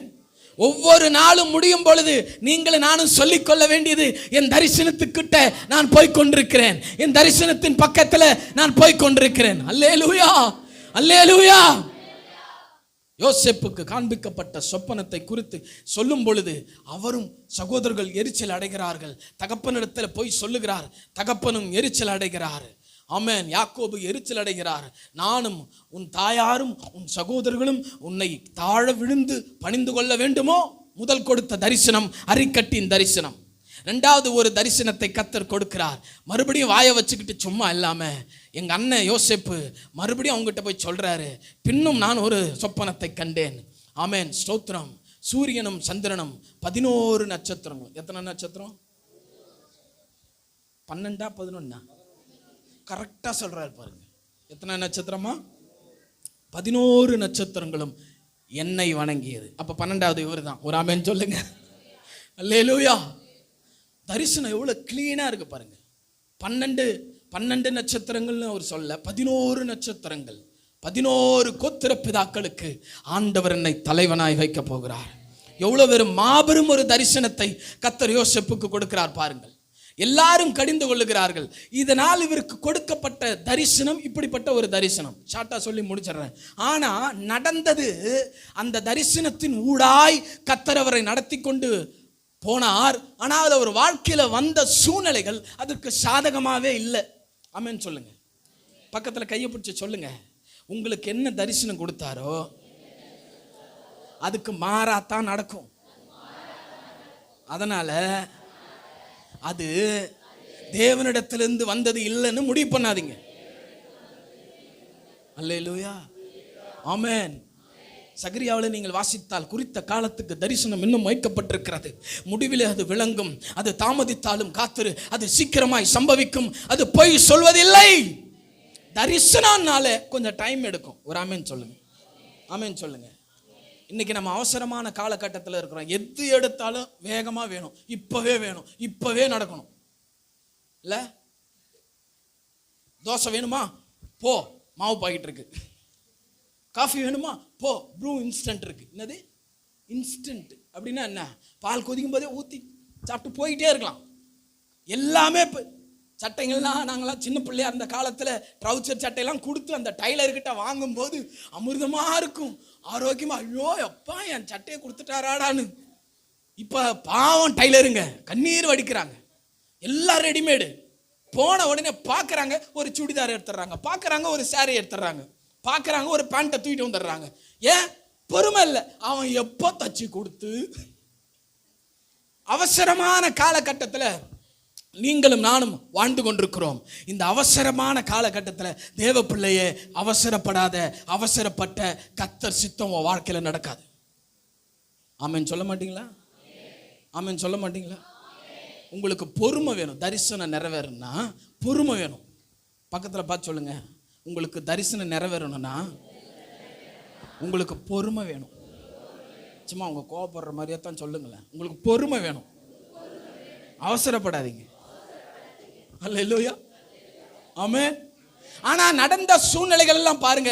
ஆதியாகமம் 37:22 நீங்கள் அதை வாசிங்க. அவர் அவர்களை நோக்கி அவனை கொல்ல வேண்டும். அவர்களை நோக்கி அவனை கொல்ல வேண்டாம். போதும், என்னப்பா அவனை கொன்னுட்ட, அவனை கொல்ல வேண்டாம். அவனை என்ன பண்ணலாம்? சொல்லுங்க. அப்புறம் என்ன பண்ணலாம், படிங்க. நீங்கள் இரத்த சிந்தலாகாது, நீங்கள் அவன் மேல் கை வையாமல் அவனை வனாந்திரத்தில் உள்ள இந்த குழியிலே போட்டு விடுங்கள் என்று சொல்லி. போதும். நான் என்னமோ கையில கத்தி வச்சிட்டு இருக்கிற மாதிரி அவனை கொல்ல வேண்டாம், அவனை கொல்ல வேண்டாம்ன்றீங்க. அவனை கொல்ல வேண்டாம், அந்த குழியில போடுங்க. யாரு சொல்றது? குழியில் போடும்படி தன்னுடைய சொந்த சகோதரனாகிய ரூபன் ஐடியா கொடுக்குறான். இவனை ஏண்டாவே நான் கொண்டுகிட்டு இவனை தூக்கி குழியில போடுங்கடா. 37ஆம் அதிகாரம் 26, 27 வாசித்தால் இன்னொரு சகோதரன் அருமையா ஐடியா கொடுக்கிறான். தன் சகோதரனை நோக்கி, நாம் நம்முடைய சகோதரனை கொன்று அவன் ரத்தத்தை மறைப்பதினால் லாபம் என்ன? இங்க பாருங்களா, லாப நஷ்டத்தை பார்க்கிறவன் தான் நம்ம கூட பிறக்கிறாங்க. இவனால நமக்கு என்னடா, இவனை வீணா கொண்டு போட்டா அதனால நமக்கு லாபம் என்ன? யூதா எப்பயுமே கொஞ்சம் கரன்சி மேல கண்ணா இருக்கிற ஆளா இருக்கிறான். ஒரு ஆமென் சொல்லுங்க. அல்லேலூயா. யூதாவே, உனக்கும் எனக்கும் கரன்சி வேணுதான், ஆனா தயவு செய்து கரன்சி மேல கண்ணாயிடாதீங்க. ஒரு ஆமென் சொல்லுங்களேன். என் சபையில ஒரு நல்லவர் இருக்காரு. அந்த தம்பி எப்போ பாரு வேலை வேலை. அவன் சொல்றான் என்கிட்ட வந்து, பாஸ்டர், நம்ம கையும் காலும் நல்லா இருக்கும் போதே நம்ம சம்பாதிச்சு நம்ம நல்லா சேஃப்டி பண்ணி வச்சிடணும் பாஸ்டர். முடியாத காலத்துல நம்ம உட்காந்து சாப்பிடலாம்ல, அதுக்காக ஜெபத்தை விடணுமா? அதுக்காக சண்டே ஆராதனையை கட் பண்ணுமா? அதுக்காக திருவிருந்து வானான்னு போகணுமா? ஹலோ, கரன்சிலாம் நல்லதுதான், சம்பாத்தியம் நல்லதுதான், சேர்த்து வைப்பது நல்லதுதான், ஆனா அது ஆண்டவரை போய் ஓவர்டேக் பண்ற அளவுக்கு பணம் மாறிவிடக்கூடாது. ஆமென் சொல்லுங்க. அல்லேலூயா. பணம்னா பாருங்களா, அந்த இது சூப்பர் சிஸ்டர். வசனமும் தெரியணும், நமக்கு பழமொழியும் தெரியணும். அல்லேலூயா. பணமுன்னா பணமும் ஆயத்தா இருக்குமா? அப்ப பாருங்க, பணத்துக்கு என்ன மாதிரி வேல்யூ இருக்கு பாருங்க. செத்து பணம் கூட ஆண் தருது. நான் நினைக்கிறேன் சுடுகாட்டுக்கு போகும்போது அதனால தான் நம்ம மக்கள் ஆமேன் எலும்பி வந்து அடிச்சாலும் அடிச்சிருவானோன்னு நெத்தில 1 ரூபா வைக்கிறான் பாருங்க. நமக்கு கரன்சிலாம் வேணும் தான், ஆனா பணத்தின் மேல கண் வைக்க கூடாது. யூதா சொல்றான், இவனை ஏன்டா வீணா கொலை பண்ணணும், இவனை இஸ்மவேல் கையில வித்து போடுவோம், நல்ல லாபம் கிடைக்கும், துட்டு கிடைக்கும்டா, கூமுட்ட பயில துட்டு கிடைக்கும் அப்படின்னு ஐடியா கொடுக்குறான். சொன்ன உடனே அவனுடைய காரியங்களுக்கு உடன்பட்டு அவனை இஸ்மவேல் கையில விற்று போடுகிறார்கள். அடிமையாய் அவர் கொண்டு போகப்படுகிறார். ஆதியாகமம் 39:1 நீங்கள் வாசித்தால், அவர் போர்த்திபாவின் வீட்டுல ஆண்டவர் போதும், டைம் இல்ல சிஸ்டர், நான் சொல்லிடுறேன். போர்த்திபாவினுடைய வீட்டுல அவர் கொண்டு போய் விடப்படுகிறார். ஆதியாகமம் 39:20 நீங்கள் வாசித்தால், கர்த்தருடைய பிள்ளைகளை, அவர் செய்யாத தவறுக்காக சிறைச்சாலையில தண்டனையை அனுபவிக்கிறார். ஹலோ, கவனிங்களேன் சிஸ்டர், பிரதர்.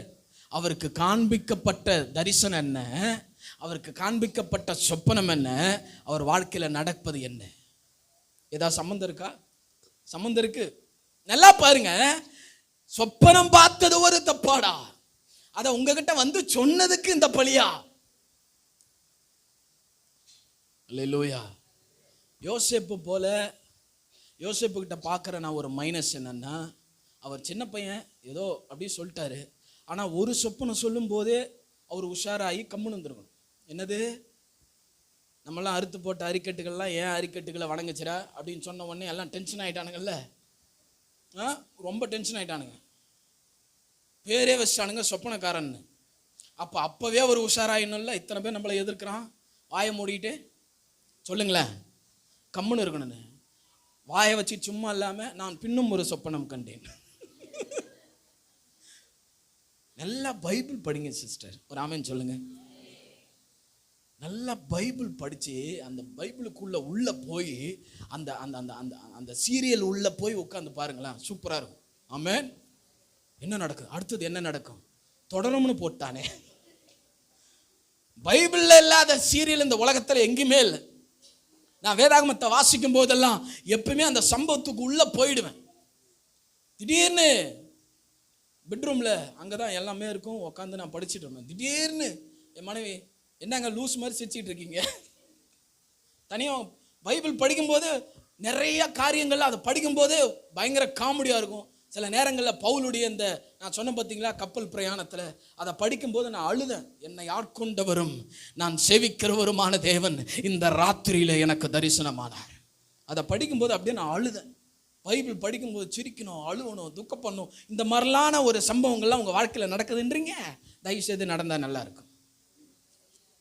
யோசேப்பின் காரியங்களை குறித்து அவன் வாழ்க்கையில பார்த்த தரிசனத்திற்கும் அவன் வாழ்க்கையில நடந்ததற்கும் சம்பந்தமே இல்லை. ஆனால் யோசேப்பு சோர்ந்து போல காண்பித்த கர்த்தர் அதை நிறைவேற்ற வல்லவர். எனக்கு தரிசனம் கொடுத்த கர்த்தர் அந்த தரிசனத்தை நிறைவேற்ற வல்லவர் என்பதில் யோசேப்பு உறுதியாக இருந்தார். சகோதரியே, சகோதரா, உங்களுக்கு கர்த்தர் என்ன தரிசனம் கொடுத்தாரு? இந்த திருவண்ணாமலை மாவட்டத்தை குறித்து கர்த்தர் தம்முடைய ஊழியக்காரனுக்கு காண்பித்த தரிசனம் நிறைவேறும் வரையிலும் அவர் தலையில் இருக்கிற ஒரு முடியாகிலும் கீழே விழுவதில்லை. Praise be to Lord. உங்க மேல, என் மேல வச்சிருக்கிற தரிசனம், நமக்கு காண்பித்த சொப்பனம் நிறைவேறும் வரையிலும் நமக்கு ஒன்னும் ஆகாது. ஒரு ஆமென் சொல்லுங்க, ஆமென் சொல்லுங்க. அல்லேலூயா, அல்லேலூயா, ஆமென், ஆமென். நான் அடிக்கடி எனக்கு நானே சொல்லி கொடுக்கிற ஒரு காரியம், நான் சாவை பற்றி பயப்படுறதில்ல. எப்போ வேணாலும் நான் சாவை தயாராக இருக்கிறேன் ஆண்டவரே. ஆனால் ஒன்று சொல்கிறேன், ஊழியத்தில் எல்லாத்தையும் சாதிச்சுட்டு உமக்காக எல்லா காரியங்களும் செஞ்சுட்டு வெறும் எம்டியான பாடியாகத்தான் நான் கிடக்கணுமே தவிர எனக்குள்ள அபிஷேகங்களும் அற்புதங்களும் செய்கிற சகல காரியங்களும் வேஸ்ட்டாக எனக்குள்ளே போய் நான் பாதியில் சாகக்கூடாது. எல்லாத்தையும் செஞ்சுட்டு சாகணும். ஆமென், அல்லேலூயா, அல்லேலூயா, ஆமென். உங்களுக்கு கொடுத்த தரிசனம் நிறைவேறுங்க, கவலைப்படாதீங்க. உங்களுக்கு காண்பித்தது நிறைவேறும். உங்களுக்கு என்ன தரிசனத்தை காண்பித்தாரோ, என்ன சொப்பனத்தை உங்களுக்கு காண்பித்து சபைக்கும் ஊழியங்களுக்கும் கர்த்தர் உங்களை அழைத்தாரோ அது கட்டாயம் நிறைவேறும். சொல்லப்பட்டது பவுலுக்கு நிறைவேறியது, காண்பிக்கப்பட்டது யோசேப்புக்கு நிறைவேறியது. உங்கள் வாழ்க்கையில் நிறைவேறும். ஆமென். முடிவு காரியத்தை சொல்லுகிறேன், இவைகளெல்லாம் மாறாய் நடக்கிறது. எவ்வளோ சூழ்நிலைகள் எல்லாம் யோசேப்புக்கு வருகிறது. நாம் அந்த சோர்ந்து போய்விடுவோம். போடா, இது கர்த்தர் காண்பிக்கல, ஏதோ நம்ம மனதுக்கு வந்ததுன்னு எல்லாத்தையும் விட்டுருவோம். ஆனால் யோசேப்பு கடைசி வரையிலும் அந்த தரிசனத்தை பிடித்து கொண்டே வாழ்ந்து கொண்டிருக்கிறார். ஆண்டவரே, எனக்கு ஒரு விடுதலை இல்லையா? எனக்கு ஒரு விடுதலை இல்லையா? ஆமென், ஸ்தோத்திரம். சிறைச்சாலையில் போனால் அங்கே 2 பேருக்கு சொப்பனம் வருது. அவன் சொல்கிறான், அந்த சொப்பனத்தை விளக்கி சொல்லும் பொழுது யோசேப்பு கேட்டுக்கொண்ட ஒரே காரியம்தான், எப்பா ராஜா கிட்ட இந்த காரியத்தை குறித்து தயவு செய்து பேசு, இங்கேருந்து நான் ரிலீஸ் ஆனால் போதும். யோசேப்பு விரும்பினது என்ன? இங்கேருந்து விடுதலை கிடைச்சா மட்டும் என்னை இங்கேருந்து ரிலீஸ் பண்ணி, நீ நல்லவன் தான்ப்பா, தெரியாமல் தப்பு செஞ்சுட்ட, சரி போ அப்படின்னு என்னை ரிலீஸ் பண்ணாங்கன்னா போதும்னு நினச்சது மட்டும்தான் யோசேப்புடைய ஆசை. ஆனால் கர்த்தர் அவன் மேலே என்ன வச்சிருந்தா தெரியுமா? என்ன தெரியுமா? அவன் சொல்கிறான், ஆமென், அவன் மறந்து போனான், பார்வோன் தூங்கி கொண்டிருக்கிறான். ஜெயில் நல்லாவே இருக்காது எகிப்தில், ரொம்ப மோசமாக இருக்கும். அதனுடைய பின்னணியெல்லாம் நீங்கள் படிச்சிங்கன்னா எகிப்திய ஜெயில் நல்லா இருக்காது. அப்படியே படிச்சுக்கிட்டு படுத்துட்டு, ஆமென், சோத்திரம், கொசுவை அடிச்சுக்கிட்டு கஷ்டப்பட்டு கண்ணீரோடு தூக்கம் வராமல் கிடக்கிறாரு. அங்கே பார்வோன் நல்ல காலை நீட்டிக்கிட்டு பக்காவாக நல்லா தூங்கிட்டு இருக்காரு. கர்த்தர் பரலோகத்தை பார்த்தாரு. ஆமென், ஏன் புள்ள இவ்வளோ வேதனையில் அங்கே கொசு கடியில் படுத்துட்டு இருக்கான், உனக்கு என்ன அங்கே தூக்கம் வாழுது, போடு ஒரு சொப்பனத்தை. நல்லாவா தூங்குற? சொப்பனத்தை கண்டவன் அரண்டு போய் எழுந்து, ஐயோ இப்படி ஒரு சொப்பனத்தை என் லைஃப்பில் நான் பார்த்ததே இல்லையே. எல்லா பூசாரிக்கும் மந்திரவாதிங்க எல்லாரையும் கூப்பிட்டு ஆமென் சொல்கிறான், இப்படி ஒரு சொப்பனம் நான் பார்த்ததே இல்லை, தயவு செய்து யாராவது எனக்கு விளக்கம் கொடுக்கப்பானா. ஆமென், எவனுக்கு தெரியும் விளக்கம்? ஒரு பையனுக்கும் விளக்கம் தெரியாது, கொடுத்தது கர்த்தர் இல்லை. ஆமென் சொல்லுங்க, அல்லேலூயா. எவனுக்கும் தெரியல.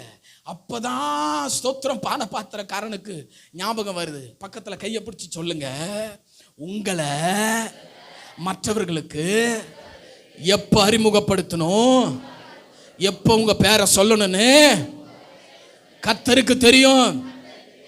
ஞாபகப்படுத்துகிறவர் சரியான நேரத்தில் உங்களை ஞாபகப்படுத்தி விடுவார். எவன் மறந்தானோ அவனுக்கு இப்ப ஞாபகம் வந்துட்டு, ஒரு ஆமென் சொல்லுங்க. எவன் மறந்தானோ அவனுக்கு ஞாபகம் வந்துடுச்சு. ஐயா ராஜாவே, பெரிய தப்பு பண்ணிட்டேன். சிறைச்சாலையில யோசேப்பு என்கிற ஒரு மனிதன் எனக்கு சொன்னான், எனக்கு சொன்னபடியே நடந்தது. ஆமென் சொல்லுங்க. அவனை சீக்கிரமா கூட்டுவா. ஜோசப்ன்ற ஒரு படத்தை நான் பார்த்தேன், யூடியூப்ல இருக்கு. அவர் எப்படி இருந்தால் தரன்னு பிடிச்சி ஈத்துட்டு போவாங்க. ஈத்துட்டு போய் நல்லா அவருக்கு பெண்கள்லாம் 2 பெண்கள் நல்லா குளிக்க வைப்பாங்க. என்ன தெரியும் பண்ணிட்டு இருக்கீங்க? ஐயோ என்ன குளிக்க வைக்கிறீங்க, என்னென்னமோ பண்ணுறீங்க. திடீர்னு கூப்பிட்டு போய் நல்லா மெல்லிய வஸ்திரம் போட்டு பர்ஃப்யூம்லாம் அடித்து, என்ன நடக்குது, ஏன் இப்படிலாம் பண்ணுறீங்க? வாயே திறக்க விடாமல் அவரை தரன்னு ஈத்துட்டு போய் பார்வோனுக்கு முன்னாடி நிற்க வைப்பாங்க. அப்படி நின்ன பிறகு தான் தெரியும், இதுக்கு தான் இத்தனை ஜோலியை பார்த்தீங்களா? ஒரு ஆமென் சொல்லுங்க. அல்லேலூயா. ஆமென், ஆமென், ஆமென். வந்து நின்னா பார்வோன் சொல்றான், நான் ஒரு சொப்பனம் கண்டேன். ரைட்டு, கர்த்தர் நமக்கு காண்பித்த காரியத்தை கிரியை செய்ய ஆரம்பிச்சிட்டார். ஆமென். சொப்பனத்தை சொல்லி முடித்த உடனே, ஆமென், அதுக்கான அர்த்தத்தையும் யோசேப்பு சொன்ன உடனே, கர்த்தருடைய பிள்ளைகளே, ஆமென், உன்னை போல விவேகமும் ஞானம் உள்ளவன் என் தேசத்தில் ஒருவனும் இல்லை என்று பார்வோன் சமஸ்த எகிப்து தேசத்துக்கும் யோசேப்பை அதிகாரியாய் மாற்றுகிறான். கையை தட்டி கர்த்தரை, கையை தட்டி. எந்த இடத்துல அடிமையா இருந்தானோ அதே இடத்துல கர்த்தர் அவனை ஆளுகை செய்கிற மனிதனாய் ஆண்டவர் மாற்றினார். கடைசி வசனத்தை வாசிங்க. இவருக்கு காண்பிக்கப்பட்டது நடந்ததான்னு சொல்லி நான் செய்தியை முடிச்சிடுறேன். கர்த்தர் அவனோடு இருந்த 46 ஆதியாகமம் 42:6 கடைசி வசனம் வாசிங்க, முடிக்கலாம். யோசேப்பு அத்தேசத்துக்கு அதிபதியா இருந்து, யோசேப்பு அந்த தேசத்திற்கு அதிபதியா இருந்து தேசத்தின் ஜனங்கள் யாவருக்கும் விற்றான். தேசத்தின் ஜனங்கள் எல்லாருக்கும் விற்கிறான். யோசேப்பின் சகோதரர் வந்து, யோசேப்பின் சகோதரர்கள் வந்து முகம் குப்புற தரையிலே விழுந்து அவனை வணங்கினார்கள். கையை தட்டுங்க, கையை தட்டி, கையை தட்டி.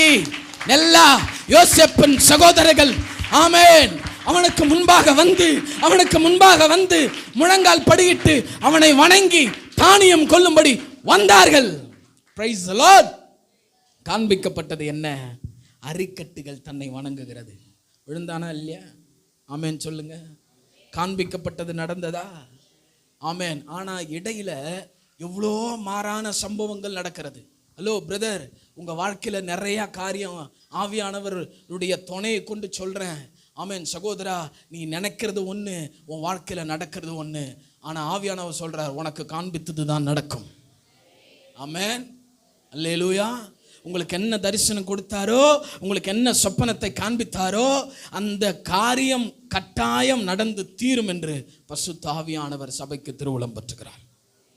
கர்த்தருடைய பிள்ளைகளே, ஒன்று சொன்னேன், வார்த்தையில் நில்லுங்க, உங்களுக்கு சொல்லப்பட்டது நடக்கும். தரிசனத்தில் நில்லுங்க. கர்த்தர் உங்களுக்கு என்ன தரிசனம் கொடுத்தாரோ அந்த தரிசனம் கட்டாயம் நிறைவேறும். அதை விட்டு வலது இடதுபுறம் சாயாதீங்க. கண்டிப்பாக கர்த்தர் உங்களை உயர்த்துவார், உங்களை ஆசீர்வதிப்பார். உங்களுக்கு சொன்ன வார்த்தை நிறைவேறும், உங்களுக்கு கொடுத்த தரிசனம் நிறைவேறும். தயவுசெய்து எல்லாரும் அப்படி எழும்பி நிற்போமா? ஒரே ஒரு நிமிஷம் எனக்காக, நான் உங்களுக்காக ஒரு நிமிஷம் ஜெபம் பண்ண விரும்புகிறேன். தயவுசெய்து. ஆமென். சர்வ வல்லமை உள்ளவரே, உம்முடைய பிள்ளைகளின் மத்தியில் கர்த்தாவே, ஆண்டவர் இந்த காலை நேரத்தில் வந்து வார்த்தைகளை சொல்ல, இதை போய் சொல்லு, இந்த 2 காரியங்களை சொல்லுன்னு பரிசுத்த ஆவியானவர் என்னோடு கூட பேசின வார்த்தைக்காக நன்றி சொல்கிறேன்ப்பா. ஆண்டவரே ஸ்தோத்திரம். பரிசுத்தவான்கள் இணைந்திருக்கிற இந்த திருச்சபையில் உம்முடைய வார்த்தையை சொல்லியிருக்கிறேன். கைகளை உயர்த்தி எல்லாரப்பா, வார்த்தையை நிறைவேற்றுங்கப்பா, வார்த்தையை நிறைவேற்றுங்கப்பா. சொல்லுங்க, ஜெபம் பண்ணுங்க. ஆண்டவரே, பவுல் வார்த்தையை பிடித்து கொண்டார், அந்த வார்த்தை அவரை கரை சேர பண்ணியது. பிரியமானவர்களே, என் அன்பு சகோதரா சகோதரியே, நீங்கள் வார்த்தையில் நில்லுங்க. அந்த வார்த்தை உங்களை கரையேற பண்ணும், அந்த வார்த்தை உங்களை காப்பாற்றும், அந்த தேவனுடைய வார்த்தை உங்களை மேன்மைப்படுத்தும். கர்த்தருடைய பிள்ளைகளே, யோசேப்பை ஆண்டவர் தரிசனம் கொடுத்தார், சொப்பனம் கொடுத்தார். அந்த சொப்பனம் அவருக்கு நிறைவேறியது. உங்களுக்கு என்ன கர்த்தர் காண்பிக்கிறாரோ, உங்களுக்கு என்ன தரிசனத்தை கர்த்தர் கண் முன்னால் காண்பிக்கிறாரோ, ஆமென், சொப்பனத்தை காண்பிக்கிறாரோ, அது கட்டாயம் நிறைவேறும்.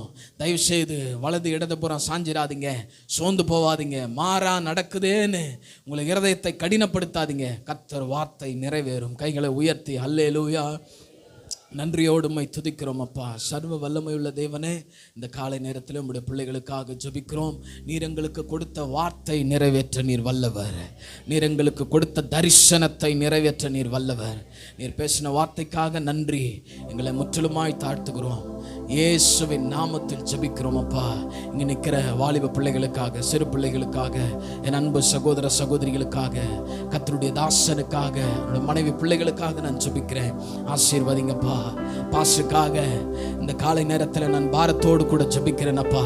தாசனுக்கு கொடுத்த தரிசனம் நிறைவேறும் வரையிலும் ஒன்றும் அவருக்கு விரோதமாய் சம்பவிக்காது.